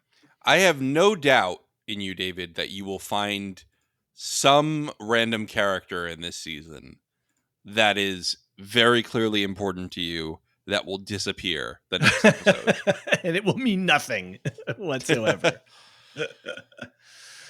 All right, well, we're closing in the end of the episode here. We jump back to Tyler, who leads Rose out onto the ice and then does some interpretive dance, which ultimately leads to the discovery of the missing men. I don't know if you made anything from this scene here. Seems like they played him backwards in his dance to give him that weird motion. Yeah. Yeah. Rose is in the middle of everything, so she's got to be significant in some way. 100%.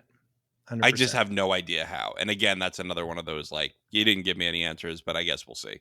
Yeah, spirit medium kind of thing here. All right, back at Salal, Danvers and Navarro confront each other, and we learn more about Annie K and the possible connection between her and Salal, or, obviously with the coat, as well as Danvers and Navarro's past. And here's the quote where I was looking for earlier. We carry them all, and Danvers replies, no, we don't. And that's that key character difference between them. But in fact, really, I think what we've been talking about is how they're similar. They're more similar than they are different in a lot of ways. Yeah. So, the case didn't sink me. You asked me to transfer to troopers. We both know what happened. So more history there. And then when we get the news about the bodies being discovered, the lights flicker again. So more spooky stuff. Yeah, clearly supernatural stuff. And I do like that. I think Danvers kind of saw, like, this woman is not here to improve. She has her own style. I don't want to work with her. That's what it sounds like. Interesting. I think she sees Peter, young as her protege, young boy. Yeah, I think not even her protege necessarily, but just someone who is willing to improve, right? Mm-hmm. And learn someone from who her. Is willing to try, and that's all she asked for. If you make a mistake, she's fine with that, but it's got to be while you were being diligent, like you were doing your job, but you just made a mistake. That's okay with her. I think that what's the problem with Navarro is she probably didn't follow protocol. Mm-hmm. She talked back all the time and didn't respect people.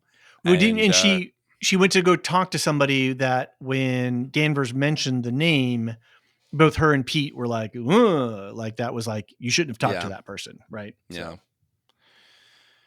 So yeah, I think that they just clashed. They have very different styles. As you see, Danvers is very buried with her emotion, and Navarro is right there. She's in your face. She will tell you exactly how she feels. And those kinds of people don't always go well together. Right. Because they end up frustrated with each other, right? One is like, I can't get you to stop. The other one says, I can't get you to start. So we end the episode with Danvers and Navarro going out to the scene where they find the missing men. We get confirmation that Travis is dead. And then the ending song is the song Magpie by the Unthinks, which is the song that was playing when they were touring the Salal station, when we were getting the first sort of montage with Danvers.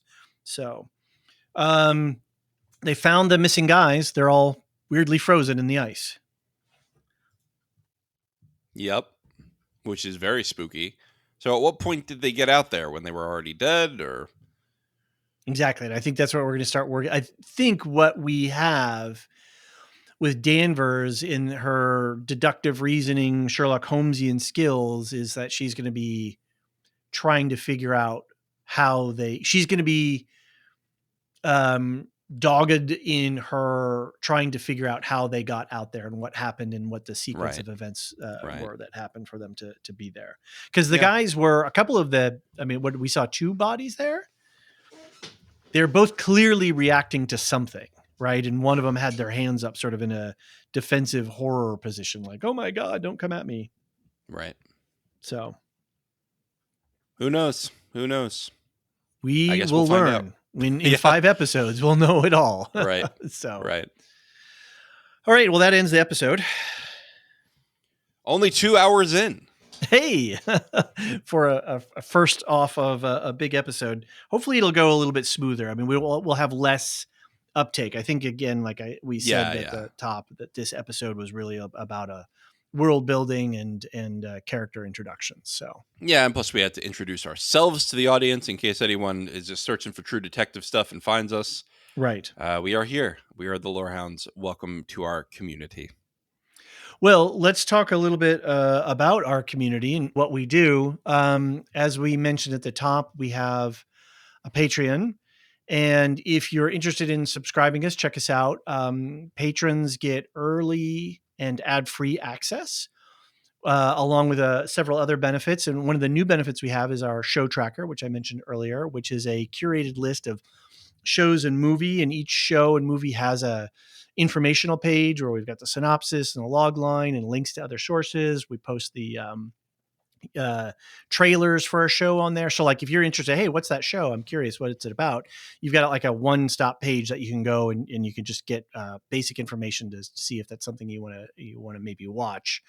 And then on top of that, we're doing this detectives journal thing where I'm going to be putting all these screenshots and clues and character guide stuff available. If you are interested in subscribing, I mean, one of the upsides is that you get to help us produce the content. And you also get to help with our co-hosts, because we have a number of co-hosts and they all get to sort of participate in the financial rewards of podcasting, which are, we're not Spotify here. Yes, we're not Spotify here, folks. But we do our best here, and we like to take care of our co-hosts. Exactly. We take on the risk and reward of will we make money this year, and they are rewarded just for showing up, which is cool. We like to spread the love around a little bit. Exactly. And as we said earlier, if you want to come and go, it's all good. If you just want to pop in and hang out and subscribe for a month or two for covering the show, that's totally fine. If you want to bounce, or if you want to do an annual membership, I mean, like a 10% discount, I think, it's pretty inexpensive overall. You could go out for a night on the town and spend a lot more money than throwing us a few bucks. I know. So $3 a month minimum. That's crazy. I guess if you do the annual, it's like $27 for a year. That's crazy. Yeah, it's that's really a cheap. month of Netflix nowadays. Exactly. And you get all this quality content. Speaking of which, maybe some updates from our affiliates. We do sponsor 2 other podcasts, We'll Shift Dust and Properly Howard Movie Review.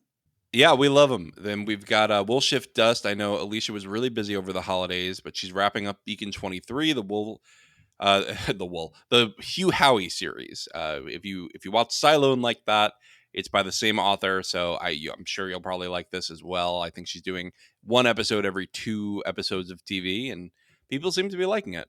Yeah, I think they just wrapped up. I think they recorded the last episode the other day. Oh, cool. So cool.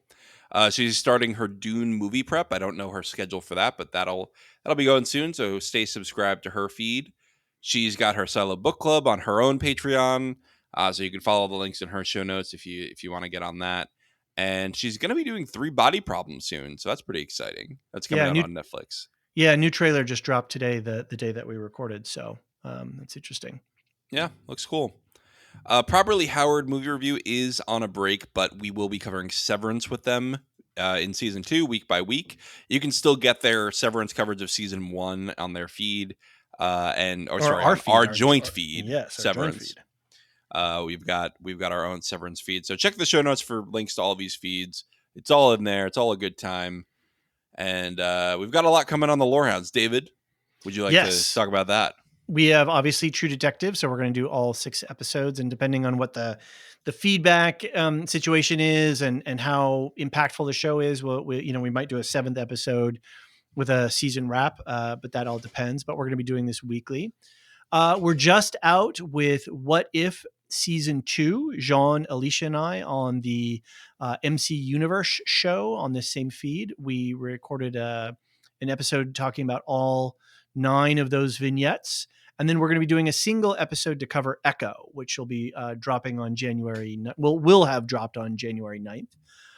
Then John, you and I are going to be doing a Fargo season wrap up. We're not doing a week to week on Fargo, but we did a mid season check in, and we're doing a end season check in. Have you been keeping up with it? Where are you at? I have been keeping up. It's great. I mean, my heart was pounding the last episode. It was insane. Oh my gosh, was it like my heart didn't stop pounding. Yeah, from the moment that episode started. Yeah, you're like, I'm on blood pressure medication now.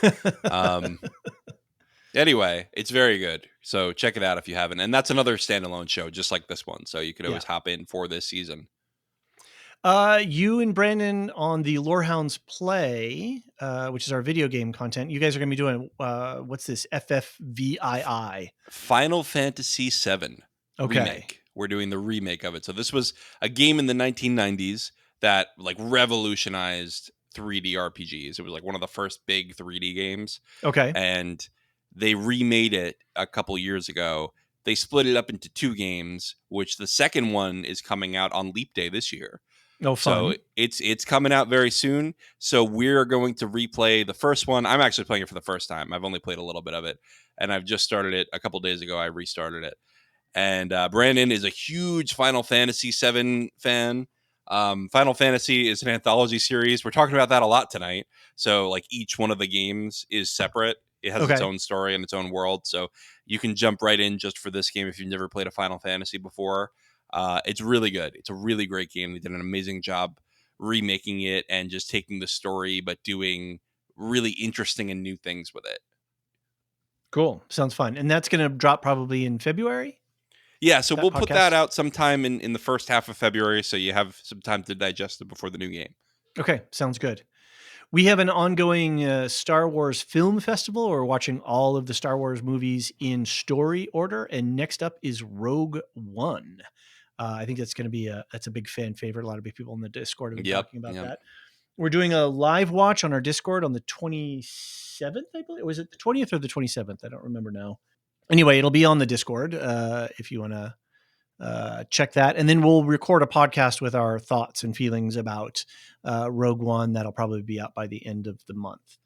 We're also and it's the 20th. Sorry, before you move on, it's the 20th. Got it. Okay. I'm looking at my wall calendar across the room, and I can't quite make out where I wrote down that down. Earthsea by Ursula K. Le Guin. We've been reading all of those books. We're up through the first major 4 books.